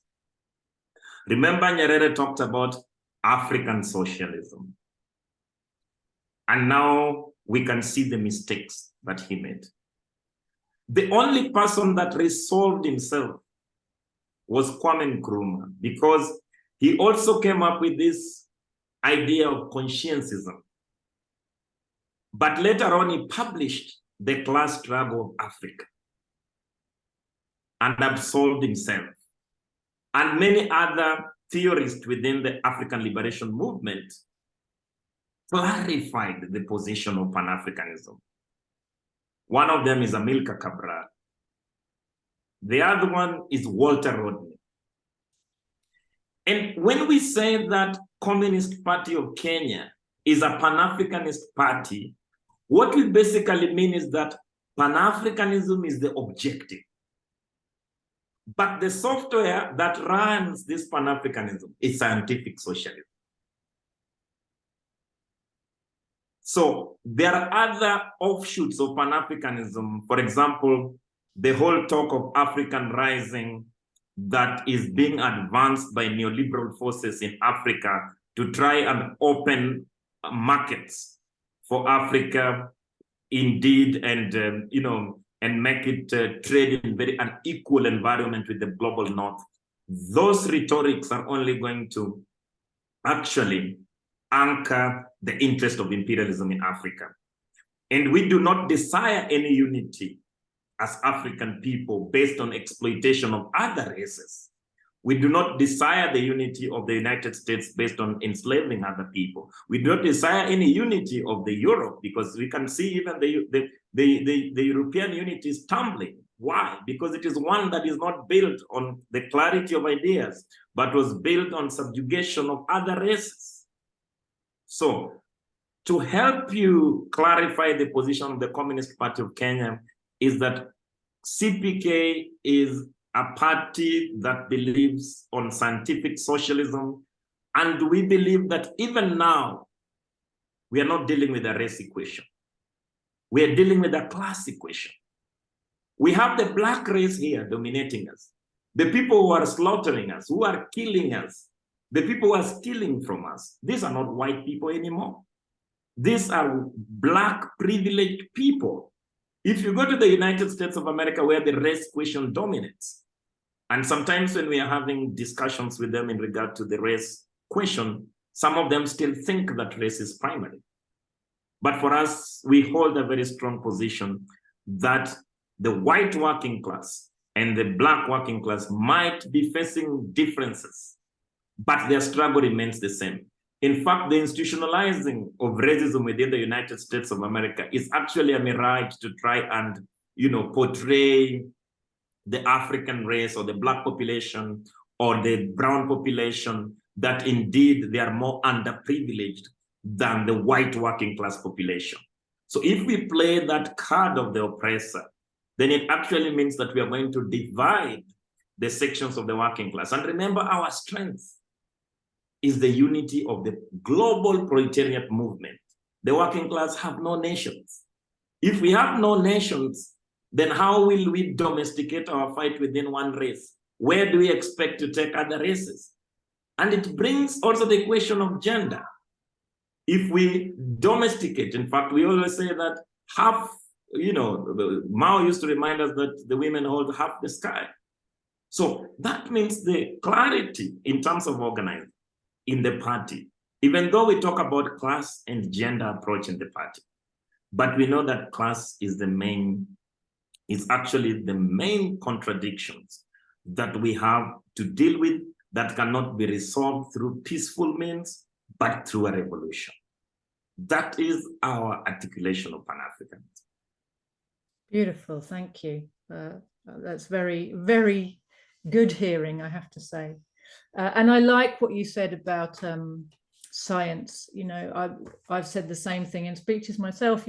We talk about it also, the ridiculousness of classing scientific understanding according to a culture or a race, when it has transcended any such thing. What it's, the people who founded or discovered some scientific laws might come from a particular culture, but the laws they discover apply everywhere. It's like saying, oh, we Africans, we need our own maths. We have to throw away Isaac Newton and start again because that's European maths. Now, is there any mathematician anywhere in the world who would say that really seriously and not, to as a joke or, because he was some kind of woke lunatic? No, of course they wouldn't. You can't advance science on that basis, and this is something, of course, the ruling class doesn't want the working class to know, that Marxism is a science, that Marx discovered laws about how history operates. Marx discovered laws about how economics operates. Marx, you said yourself that those particular branches of academia where Marxism is relevant are the ones which are most captured by the bourgeoisie. There's a really good reason for that. Since we're not allowed to know that Marxism is a science, bourgeois academia has created, with political economy, with philosophy, with history, they've created, ever since Capital was published, bourgeois science or bourgeois academia has been involved in creating a machinery of confusion, of obfuscation of the truths that will come to us through this science. We're not allowed to know that this science has happened. So there's no more political economy in the real sense. There's no more history in a real sense. There's no more social science in a real sense. There's a big machinery to hide the fact that a great advance was made, which is not in the interest of the ruling class to be propagated. And this is something that, again, as communists, we have to be much clearer in explaining to people that we're about. Marxism is scientific socialism. It's not the ideas of some bloke from a long time ago. It's a science, and it's really nice to hear you talking about that, Booker, and very good, I think, for our comrades here who, they hear us, but we're nobody. We're such a small organization. We live in a society where we're so fringe, and it's hard for many people in Britain to understand, and even people who join our movement and our party to understand, that we are with the majority in the world, that socialism speaks for humanity, and that around the world, there are many, many people and big organizations that think the same way we do and look at the world the same way we do, because we are presented in Britain, if we are presented at all, which mainly we're not, but if we are presented, it's as if we're just some very strange, kind of almost like a religious fringe, weird sect, and the idea that actually we're acting in the interests of the majority and that history is with us is something that's very hard for people to really grasp. Anyway, I'll stop talking because, I wanted to come back to this question of, I know my comrades will want to hear your thoughts about what's been happening in Africa recently, because, of course, the removal of the Western stooge Bazoum in Niger sent shockwaves around the world. A lot of headlines about it. And it was very interesting to me to see just how many headlines there were about what happened in Niger, when there had been almost no headlines about what happened in Mali and Burkina Faso, which was basically, very similar. And when they established this National Council for the Safeguarding of the Homeland, it really, really shocked imperialist politicians and bourgeois media around the world. There was this big drive, that something must be done. All coups are terrible, aren't they? But very little we get by way of context for these events in Western media. Very few people saw this very important fact, which came out to us, and I put it on my Telegram channel, but there's just a few people who look at that. We try to bring these things to the attention of whoever we can get to, but the fact that Niger was tied in to selling its uranium to France for 80 cents a kilo, when the market price is $200, that to me is like, it's a microcosm of what imperialism is right there, just in that one relationship, you know. And it really speaks volumes about the continuing neo-colonial relationships that dominate and characterize so much of what's happening in Africa and the economic and social life of your continent. And I wondered, how did the workers in Kenya and in your party respond to the removal of Bazoum? And how did Kenya's ruling elites respond? And do you think that the rulers in your country are nervous about the spread of this revolutionary contagion? Thank you. First of all, it's interesting that the most presidents in Africa that are mainly the puppets of the West went on a live television, and President Ruto here at home was saying that the era of coups are gone, and that Africa has only one path, the path to democracy. In fact, we told him not democracy, the path to liberal democracy in his own thinking. And of course, we had a quick rejoinder for him that the only way even himself he can avoid a coup is to give the dignity of the majority of the people. And he will not save his skin if he continue to run the economy only for the privileged few. So the power to stop coups in Kenya is in his own hands. And that if we continue to then dominate actually subjugate the majority of the people through exploitation, you know, over taxation. And we know that his class position do not allow him to make certain progressive policies. So in actual sense, he's only a scared dog of the West. In fact, now we call him the Joe Biden's dog. When Joe Biden speaks, he only asks how high he can jump.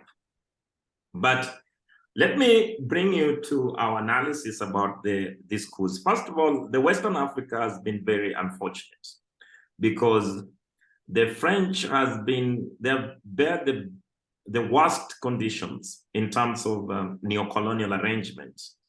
And even if you look at Congo, look at the music. Now they sing Congolese music and they say fresh from Paris. That's how bad it is. Look at the French franc, their currency. Somehow there was some negotiations with the United States that allowed the Francophone countries, the so-called Francophone countries, to actually be tied to the countries of the metropole, particularly the France economy. And it basically clearly that the ruling class in France are aware that most of the wealth that they get to run the economy comes from Africa. So we could understand why the bourgeois governments are unsettled across the globe. But for us, we think the Communist Party of Kenya is here. The communist movement is here with us. And they have even more reason to be terrified, to tremble. Because coups are just not coups. You know, some people want to make the African population, the global South population, to actually think that there is absoluteness in terms of coups. For example, why is the United States and French government not condemning the coup that took place in Libya that ended up with the death of Muammar Gaddafi? Why are they not condemning the coup in Chad? So, but they are very quick to dismiss, for example, the coups in Niger, in Mali, in Burkina Faso,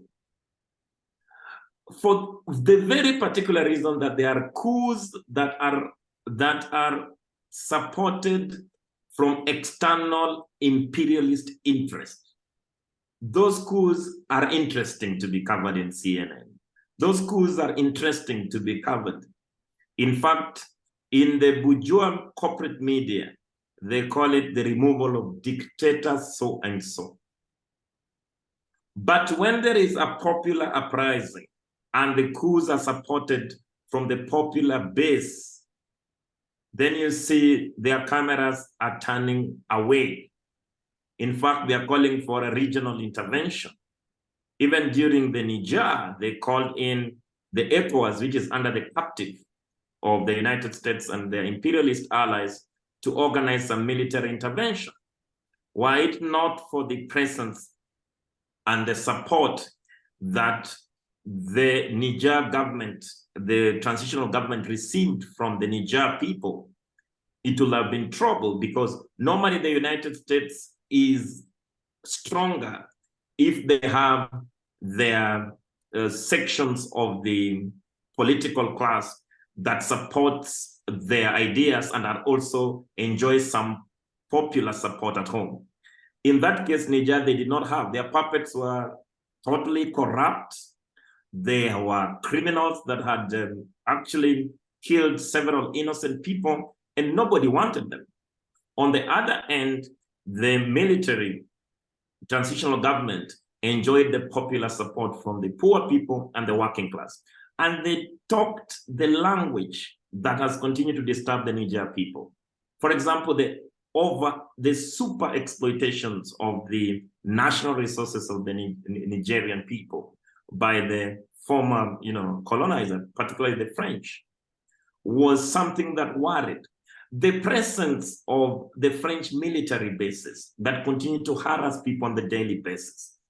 The Niger people were tired of living in such conditions. And the revolutionary government, after taking power, even advanced certain policies that were pro the working class, the pro poor people. In fact, the imperialist governments are very uncomfortable when a government is serving the people, because they will always want you to be having trouble at home. In fact, a few years back, they even coined this, that they will get the minority of the tribal population to lead, so that that minority that enjoys the minority tribe always look west to seek its support. And they did that experiment here in Rwanda, where they killed the sitting president and of course moved in to install a tribal minority. They have continued to speak certain things like that in Kenya, because for them, Africa votes in tribal blocks, and they think that is the reality that is permanently with us.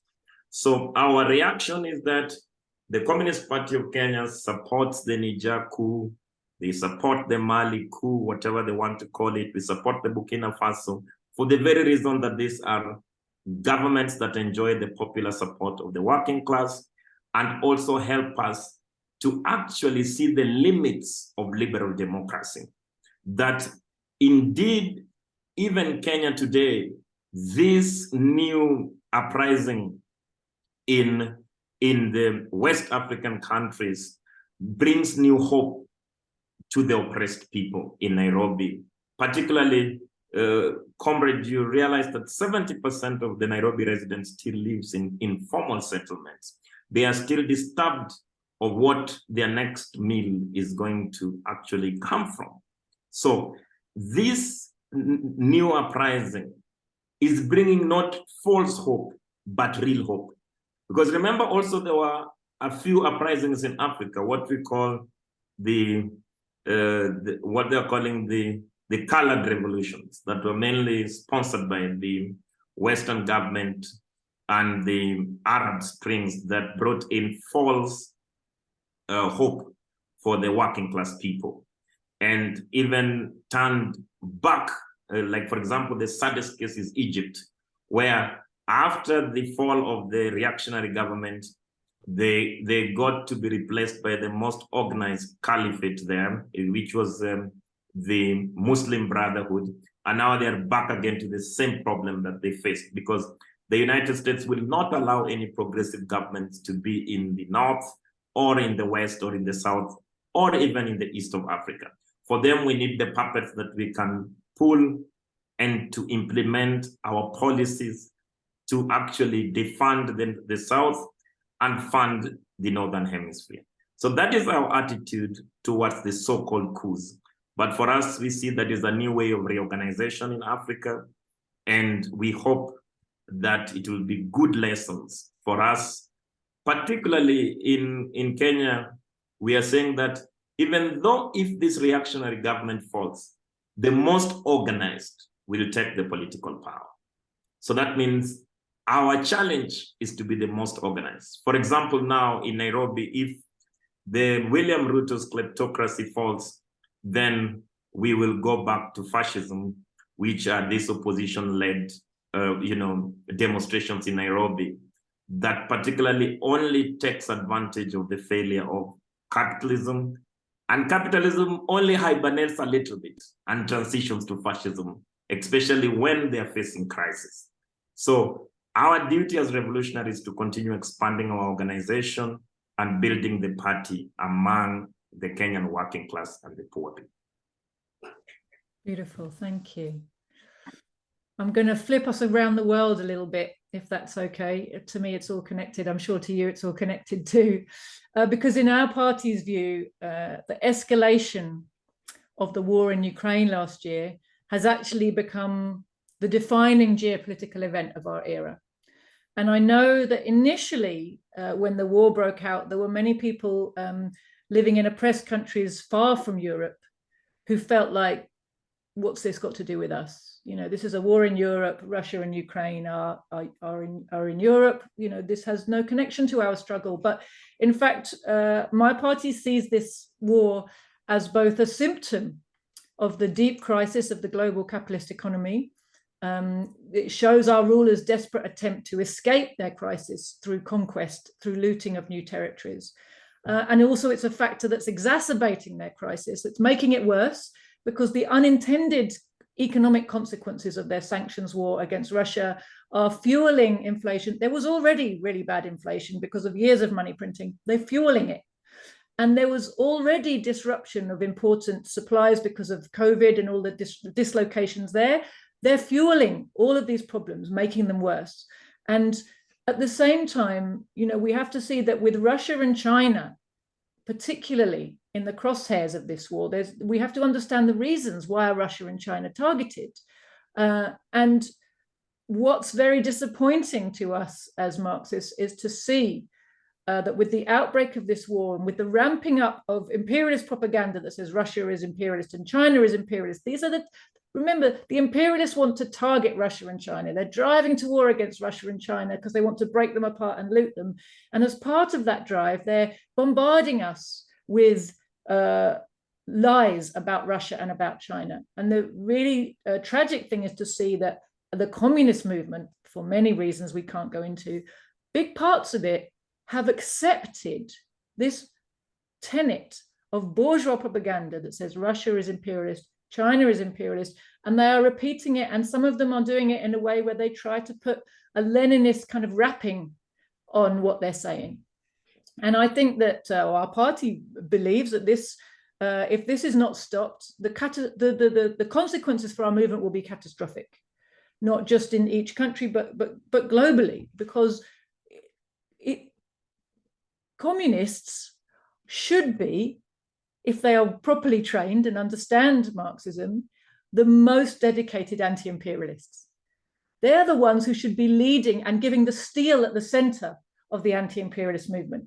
The head that thinks because it has scientific training, and the steel that gives the solidity to an anti-imperialist movement. And what we're seeing is that when communists repeat these lies about Russia and China, what happens is that the communist parties and the communist cadres are sitting on the side of this conflict, which is shaping up to be the defining conflict of our time, the conflict with Russia and China on one side and the imperialists on the other side. You know, so we are often told in our media is full of stories about how Russia and China are acting in Africa as imperialists, as invaders, as looters. But what was noticeable to us were in many countries where they're suffering from jihadi terrorism, for example, which the West has inserted into Africa, or where they're having coups against old governments, they're waving Russian flags. on mass demonstrations, many Russian flags we see. So I just wondered about the experience of the people and your party in Kenya. How does your party view Russia and China today? First of all, thank you for this question, Comrade Joti. You know, when we discuss this topic, especially with our comrades from the global north, we seem to be in very different realities. And sometimes we even fail to value that in the Marxist tradition, everything is debatable. Because we remember that certain organizations or political parties will dismiss certain positions without debating them, especially when it comes to China, Russia, Democratic People's Republic of Korea. And for them, it's we find it a bit more dogmatic in a sense that you do not allow comrades to debate those issues and even to offer, you know, a more superior, you know, rebuttal in terms of understanding how we historically understand those things. But maybe if I could start from a philosophical point of view, is that you and me who are involved in this struggle, we just don't want to fight and die. At least we want to see some change, some real change in our lifetime. And we think that certain geopolitical events determined the movement of revolutionary, you know, the uptake of revolutionary ideas and the movement of the struggle from one state to the other. In fact, Lenin says there's sometimes that, you know, hours are days and sometimes years are seconds. So when we study the events in terms of geopolitical, in the global geopolitical space, first of all, I think from a revolutionary perspective, we can choose to be Puritans in terms of discussing certain terminologies, especially on issues to do with imperialism. And also we can try to be practical and be accused of revisionism. But the whole essence is to advance the class struggle and also to make sure that we move the struggle from one element to the other. But the biggest understanding is still I refer you to the law of contradiction. Because in the party, we think, and this can be proven in history, that we think that the United States and NATO is the primary contradiction in whose ruins a new society will blossom. That is what we think in the party. And anytime we advance our our global political environment, we hold it from that foundation. That in the absence of the world police, because the United States dominance class believes that this world is their bucket. We are just some kids they can walk over and discipline us and tell us like the world police. That is a very difficult circumstances to organize. Now, there are certain realities that are facing the United States that particularly the ruling class is either out of touch or sometimes they say they're just outright silly because there are certain policies that have continuously been implemented by the ruling class in the global north. And these policies have failed. So they still have hangovers of being the world prefect. In reality, they are not, but they still do not know that they are a degenerating empire. They need to start to have a plan on how to exit. And for me, if I was them, I could think of exiting with dignity, you know, but they have chosen to be consumed by their own fire. That is what the United States is doing. Because anybody who wants to tell us that any state, even if we leave Russia alone, any state in the world will have an enemy, an outright enemy, installing their military hardware and artillery right at your doorstep to threaten the integrity of your state, whatever that state is, and that is acceptable. Even within the United States policy writers, they do not accept that. Remember the nuclear crisis, the Cuban nuclear crisis. What happened? The Cuban missile nuclear crisis, they will not allow it, even 1 inch within the Cuban land. So what makes the policy drivers in the United States think that after, first of all, they participated actively to dismantle the USSR, and the United States do not have any foreign policy. They only have interests. So the United States interest is the policy itself. So they can promise you A, but in actual sense, they're going to do B. So through the policy of deception, they dismantle the USSR. We can see, look at Yugoslavia, look at the Baltic states, and now look at the experiment that they're doing right at the doorstep in Ukraine. Because for them is to encircle any person or any nation that challenges their hegemony with war artillery. That is unacceptable. Whatever content anybody want to call Russia, even if they were the leaders of the Russian government, I know we have a duty to deal with our national bourgeoisie, but we also have a duty to protect the integrity of the external imperialist intervention in our countries. That is why we keep on saying that the military, the United States and the European military bases in our respective countries are a threat to our direct sovereignty.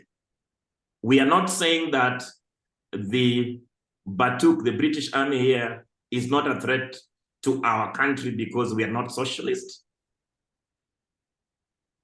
Even though, of course, we know that the bourgeois courts here exist, but will we sit aloof and say that we will not go to those courts because those courts favor the rich people?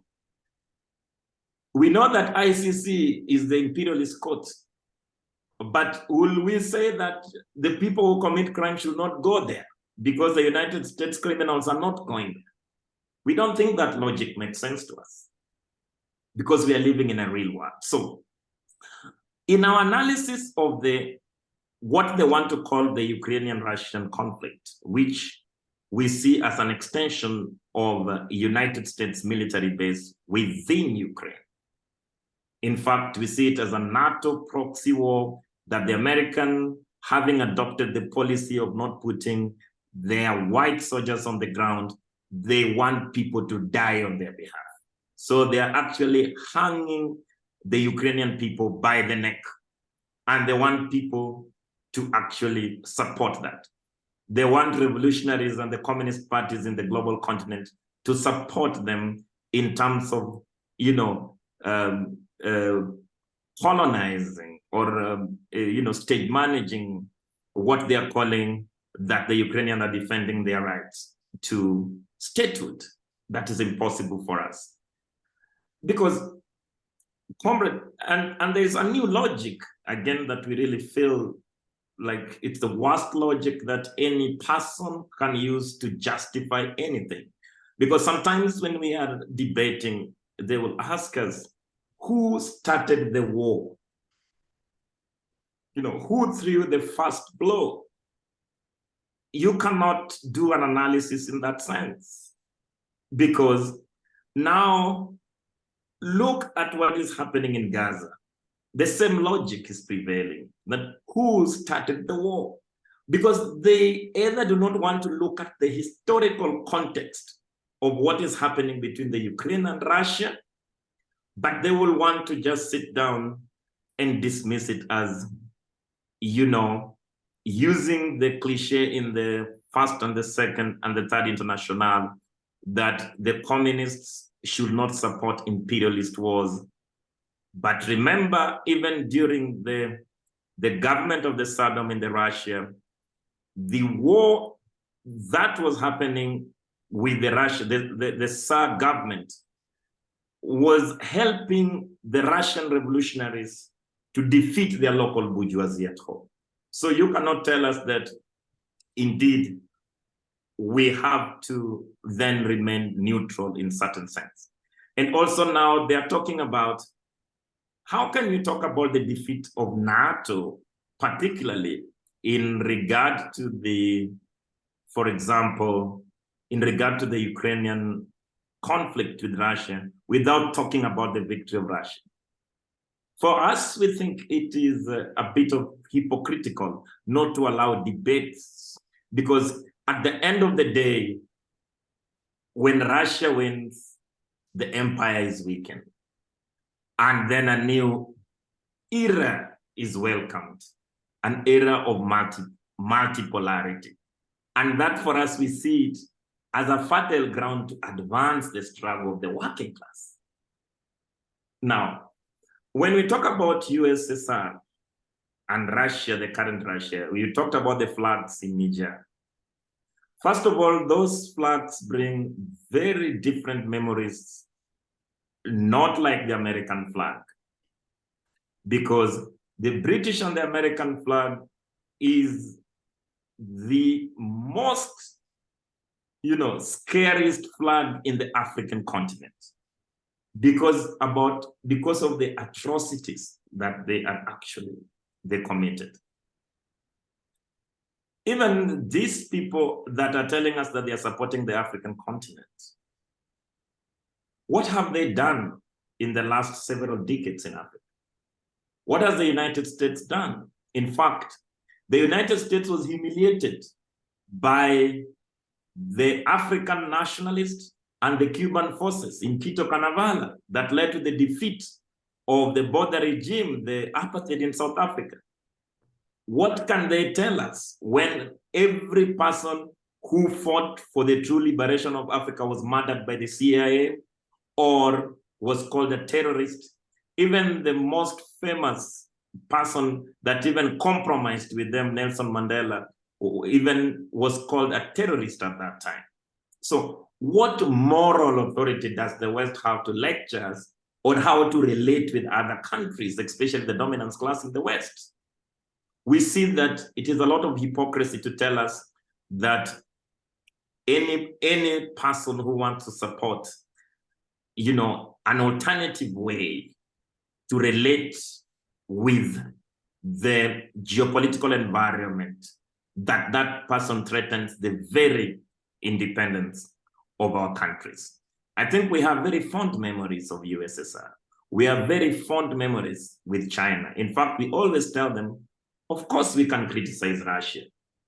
Of course we can criticize China, but not in the cynical and in the racist way you want us to do it. In fact, you are only jealous because they are actually replacing your hegemony in the continent. In fact, the arrival of both the Russian and the Chinese capital in Africa was welcomed by both the reactionary and the revolutionaries. Why? They need to interrogate it, because they brought certain freedom on how to negotiate with the United States capital.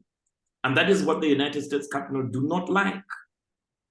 When China is talking about, for example, infrastructure development in Kenya, they are talking about certain campaigns, about soft campaigns, about liberal democracy. They are talking about, changing some physical policy in our World Bank. And in fact, if it comes to industries, they have only entrenched what we call modern day slavery in Kenya today. Remember, the United States came up with the AGOA program. What does AGOA program do? They create special economic zones where they get subsidized water, they get subsidized electricity, they suspend all labor laws, and they manufacture things in our country on the pretext that they are providing jobs, where they just enjoy almost cheap labor. In fact, it is modern day slavery. All these textiles being produced in special economic zones are exported to the West and returned back to be resold to Africa as second-hand clothes. What is that in terms of humiliation that we have? What is it in terms of humiliation that we have not experienced with this leadership in the Western Hemisphere? I think we need to have a solid debate that for the Communist Party of Kenya, and indeed in the absence of the vanguard of the international vanguard of the working class, and even in the continental vanguard of the working class, we must advance and support an alternative arrangement that gives us a breather to organize as communists. In the last 40 years that the United States have been dominating this continent, they even illegalized our studying of Marxism. So what is it that they can assure us that they can give us freedom? Freedom to be their slaves, to be on our knees. So in terms of commenting about Russia and China, I think we see a lot of possibilities, particularly with our Chinese comrades. And we also see that the effects in terms of their involvement in the development projects within Africa. In fact, sometimes we refer them to study the most successful story in Africa of the Chinese capital that we always think is Angola because of the elimination of extreme poverty. And they can do certain project analysis. When we were being dominated by American British multinationals like Strabag, the only corruption reigns. They did feasibility studies for 10 years. Now we are doing it in less than 8 months. And the United States bureaucracy only put us into debt.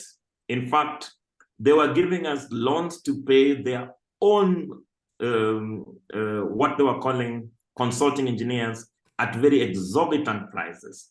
And then later on, they will abandon the entire project that is not feasible after we have paid for the feasibility studies to leave us with loans. Such is the arrogance of the empire.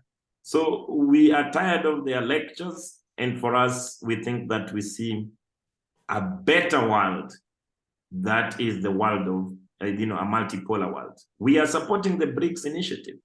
It doesn't mean that all the members of the BRICS initiatives are socialist countries, but we see a possibility in terms of advancing the struggle of the global working class. That is the position of our party. And in our view, we've written certain statements in regard to the Ukrainian, what we consider to be the NATO proxy war in Ukraine. We have written statements in regard to China-African relations and certain possibilities. And your listeners can see it on our website, the communistpartyofkenya.org. And we are willing to receive certain specific questions because, comrade, in our party, everything under the sun is a subject of debate. And as long as we use the good tools for debate, and we are not in any way falling into revisionism or any dogmatic element, there is no reason why communist organizations or parties should have antagonistic relationship. In fact, our relationship must not be antagonistic. We should be able to resolve our problems through debates and persuasion through bold debate about the environments we are organizing. Absolutely. And of course, what underpins the ability to have those type of respectful relations is honesty of intention. You start to get schisms when one side is no longer honestly looking for the truth. They're following an agenda for a different reason. As a true Marxist puts the ego on one side, puts the organization even on one side, and says it's the truth that is going to set us free. It's the Marxist science is all about understanding reality and acting in accordance with that. We are here to liberate humanity, not to build our own egos. And everything about having respectful debate relies on the participants having honest intentions and open minds. So it's really important that point that you make. But you just reminded me when we were talking about experience I had many years ago at the time of the Zimbabwean, what they called it, was the fourth Chimurenga, they called it, when they did the land program. And at that time in our media, there was lots of hysteria, you can imagine, in Britain, against the government of Robert Mugabe, against the land program, against the land reform. There was huge sanctions, lots and lots of pressures. We had a very interesting solidarity meeting on this question in London. And the Zimbabwean ambassador came to our meeting, and he was not your usual diplomat. He was a political person, and he understood very well. He had much experience, of the struggle and of politics of all kinds. And he was very frank with us. And he talked to us about the IMF. And he said, the IMF came, and for me, I was a lot younger then. I hadn't learned and heard so many stories, and it was a revelation to me how he described it, exactly as you just did. He said the IMF came, they gave us a big loan, and we were in debt, and the idea of the loan was electrification of the country. And he said, after we'd spent all the money, all we had were reports and a debt that we had to service, and no electricity. And he said to us, after we kicked the IMF out, he said, we realized that electrification is not that complicated. You need poles, you need wires, right? We can do it ourselves. But this thing that the imperialists do of using their technological monopoly, it's the cornerstone of the imperialist system. How could Africa be conquered in the first place? How was Latin America conquered?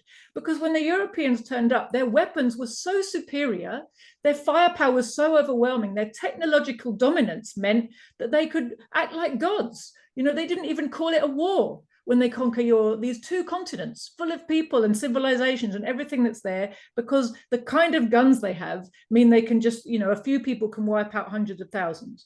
And this technological dominance, I think, is the key to why they hate Russia and hate China, because they have the ability to cut the ground completely out from underneath the technological dominance of the imperialists, by developing a parity and by sharing it with, the one thing that China does, I think, that's so wonderful, is that they not only actually, as you say, build infrastructure that they promise, rather than just taking money for it and giving you a piece of paper back. But so not only do they build infrastructure, but they share technologies with other countries, and enable real development to happen. And of course, that takes away that gives people choice. That takes away the ability of the imperialists to just dominate and keep you in the position they want you in, and say, no, what you will do in the global supply chain is this, and you'll do it this way, and anything different, and we'll make things even harder for you than they already are. So thank you for that. That was really enlightening. But it just reminded me of that experience I had with the Zimbabwean minister there. You've been really patient with us. I've got one more thing I wanted to talk to you about, and it's just because it's happening right now, and because there are so many parallels, I think, between the struggle of the Palestinian people and your own people's struggle. So with the outbreak we've seen this weekend, all-out war in Palestine this weekend, how does your party feel about the Palestinian question? You're a country that suffered from an apartheid settler colonial regime. How do you feel when you see this equivalence made between Israelis and Palestinians in all of the bourgeois media? You're a country that fought a long and difficult liberation struggle with weapons.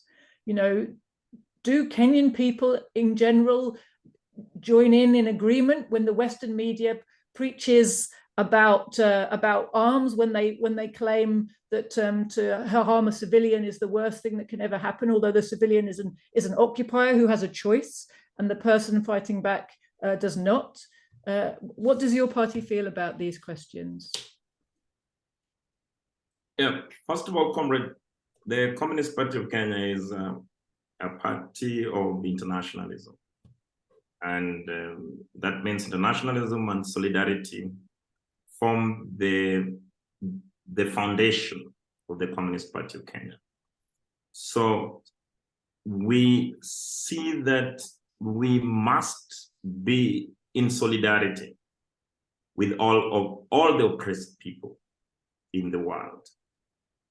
And that is why we say that the Communist Party of Kenya headquarters is the Solidarity Center. So we host, for example, the Western Sahara Solidarity Committee against the Morocco occupation. We host the Kenya-Palestine Solidarity Committee here in Nairobi. And actually, since we are founding members of the Solidarity Committee for our Palestinian brothers and sisters, we have the Kenya-Cuba Friendship Solidarity Committee. We have the DPRK Solidarity Committee within the party. And what I will tell you is that in our internationalist work, we are very clear about it. So that informs that the Communist Party of Kenya remains in solidarity, permanent and unconditional solidarity. In fact, if we had any material support, then we will have no excuse not to send it to our Palestinian people, our friends, our comrades, our brothers in Palestine that are finding very unequal. In fact, that war is not even worth calling it a war. It is actually a genocide, it's a Holocaust, if you may want to call it that way. We don't see the forces, the occupied forces and the occupiers' forces. It is very difficult to even think that any sane person will think that, Israel has any right to continue almost for 75 years to cause untold suffering, deaths against innocent Palestinian people. And even after they compromised, the PLO compromised and even accepted this two-state solution, Israel continued with their expansionist policy and for drumming the word, to calling on that they're the most powerful army on earth. For that arrogance, indeed, we have to see how Israel has been able to contain the narrative within the African continent for a long time. In fact, in our own analysis, they lost the narrative in 2010 completely. And what has been this narrative? The British enjoyed the ethnic narrative because the imperialists always look for a way to divide a people because that is the only way to thrive. So the Israel government used the religious narrative to divide the African population. And sometimes we also think that the people that are in solidarity with Palestine also falls for that narrative, especially when they continue to say that it's a war between Islam and Christian. So every time the media will always bring it out, all the analysis, even certain professors that I used to respect, every time they come to do analysis on broadcast TV, they will say that this is a war between Christians and Muslims, and they will try to quote certain dogmatic verses to try and justify that white settler colonialism.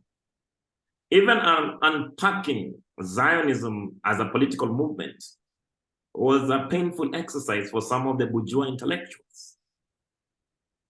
So, indeed, the events of the last few days have actually brought out that the words of Julius Nyerere, when he had a conversation with this criminal called Henry Kissinger during the fight for the liberation in Africa, those words has come true. And at that time, Henry Kissinger had visited Africa and he had a conversation with Nyerere. And his idea was that no ragtag army in Africa will be able to defeat apartheid regime. So it's better we surrender or be extinct. That was Henry Kissinger's words. But he spoke for a long time. I think it was being broadcasted. But Nyerere replied him very politely that as so long as there is a collective will of the people to fight for their right to self-determination, freedom, and their right to dignity, not any lethal air power will be able to deter those people from fighting for their undeniable right to statehood. And in conclusion, Nyerere told him on a live TV that the ANC and its armed resistance in South Africa shall win. And it was not too long since the back of apartheid was broken by the African nationalist movement supported by the Cuban combatants, the internationalists, in what even they did not believe. In fact, the United States had thought that it was the USSR they were fighting in Angola at that time. So this is something that they lost that religious narrative. And now even the day of Al-Quds is known in Kenya today as the day of resistance. And it is not taking place in the mosques, it's taking place in public squares. So the Israeli propagandists and bloggers want to return us to that narrative. And they lost it for the last 10 years. And that is why there has been a popular support, mainly from the progressives and the African people, to now to try and question.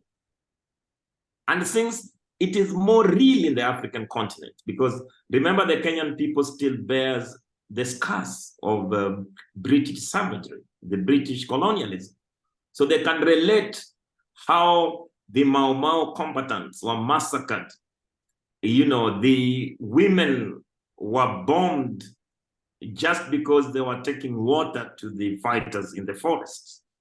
Such tactics are the ones that are being used today in Gaza.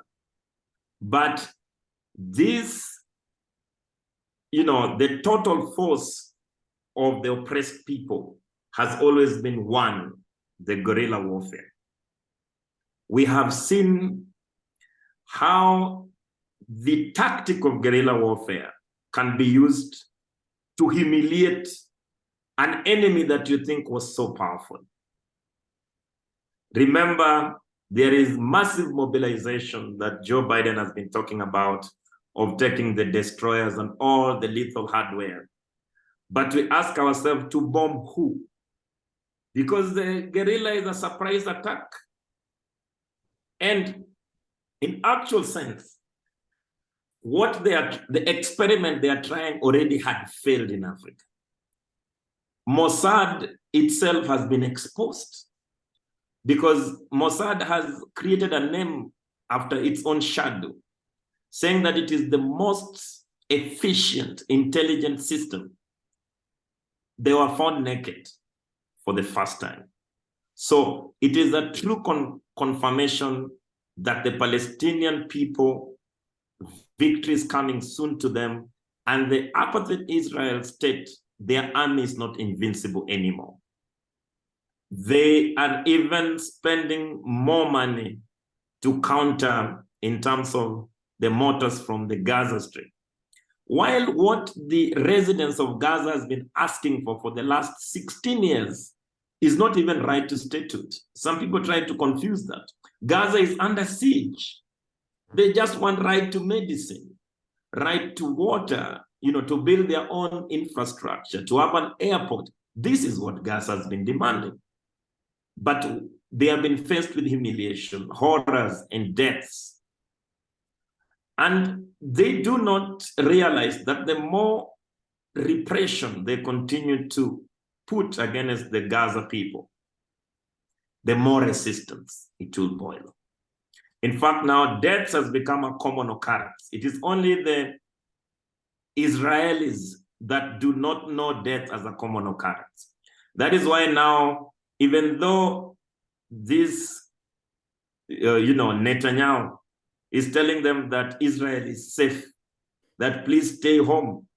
but they are packing their bags because for them it's a new reality. They have never seen such in the history of this conflict in a long time. So even the Israeli common citizens do not feel any safe anymore. That is why they are packing their bags to leave. This media attack, you know, it's something that I don't think even the Palestinian people are worried about it, because now they have taken their own destiny in their own hands. You cannot tell me that you come and then kill my mama, kill my dad, kill my family members, and you think I will not join a resistance movement to fight against you. When I stay on the other side of the wall, even though you call me an animal, but I'm still a rational being, because you have reduced my life to, you know, to a life of an animal, basically. Because if I still am worried about food, I'm worried about my security, I have no future. And on the other side of the wall, there is a Torah party. People are partying, people are dancing. It is even more disturbing that I have to live in such humiliation, not just for my entire life, but my children who are not even guaranteed to survive because they will be murdered. Then I have no other reason to live other than to continue to resisting the occupation. So the Palestinian people, I know they are wounded now, but they are still limping to victory. They might be thinking that they do not have much support from the world, but I think in the last several days, they have received several solidarity. We have seen the desperation of the right-wing government in Israel, who want to escalate this to a full-blown war by trying to, call on the mobilization of, to protect what they're calling the only democracy in the west side of Asia, which is Israel.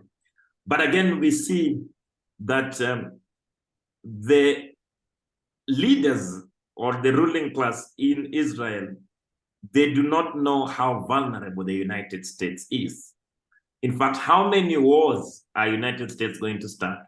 They have already lost in Afghanistan. They lost they cannot bring peace in Libya. They have lost in Iraq. The same way they lost in Vietnam.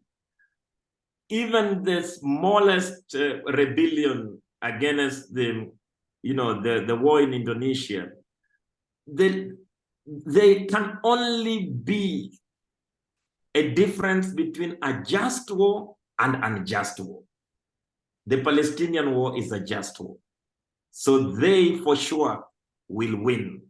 And the Palestinian authorities must also be in solidarity with the people.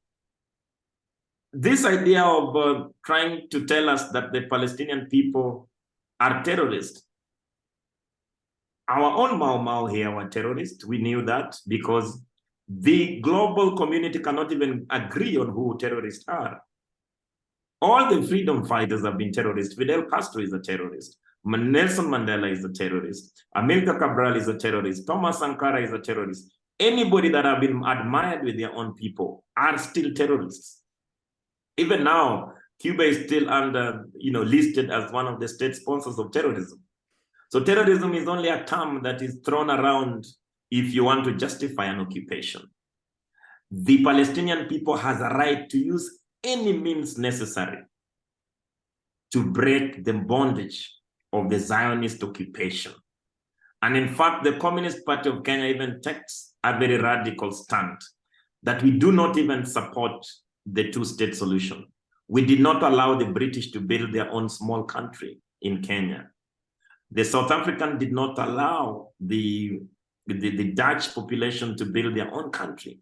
Why will the Palestinian allow that? In fact, at the very least, We need one country called Palestine, where the Arabs, the blacks, the Jews can coexist under a true democratic government of the majority and a secular state. That is what will bring stable peace in that part of the world. And what we will say that the Communist Party of Kenya remains in unwavering, permanent and unconditional solidarity with the Palestinian struggles. And we know for sure, just like the British were defeated here, the Israel, however much support they get from the United States. In fact, Israel in itself is not an independent state. It's just an extension of the United States military complex. They will be defeated. They will suffer total humiliation. And we hope that this war that they think that they can justify, that now they're saying they started the war, but we will win the war. For how long have they been winning the war? They have been, what will they do with 2 million people in Gaza Strip? They want to murder all of them. At the very end of it, they'll have to put boots on ground. And once they land there, then I think that there will be a total game changer for that conflict. So that is our position in regard to the Palestinian War of Independence. And we hope that the events that are happening there will be more significant in terms of advancing the struggle of the Palestinian people. That's beautiful, Booker. Thank you. Well, I can't really add anything to that. You've pretty much summed up our position as well, done it very poetically there. So I'm going to thank you so much for spending so much time with us. It was very, very good of you. It's been really interesting. I could continue for a lot longer. We'll definitely have to get you back again. I hope you'll be able to. For now, thank you very much. Joti, I was privileged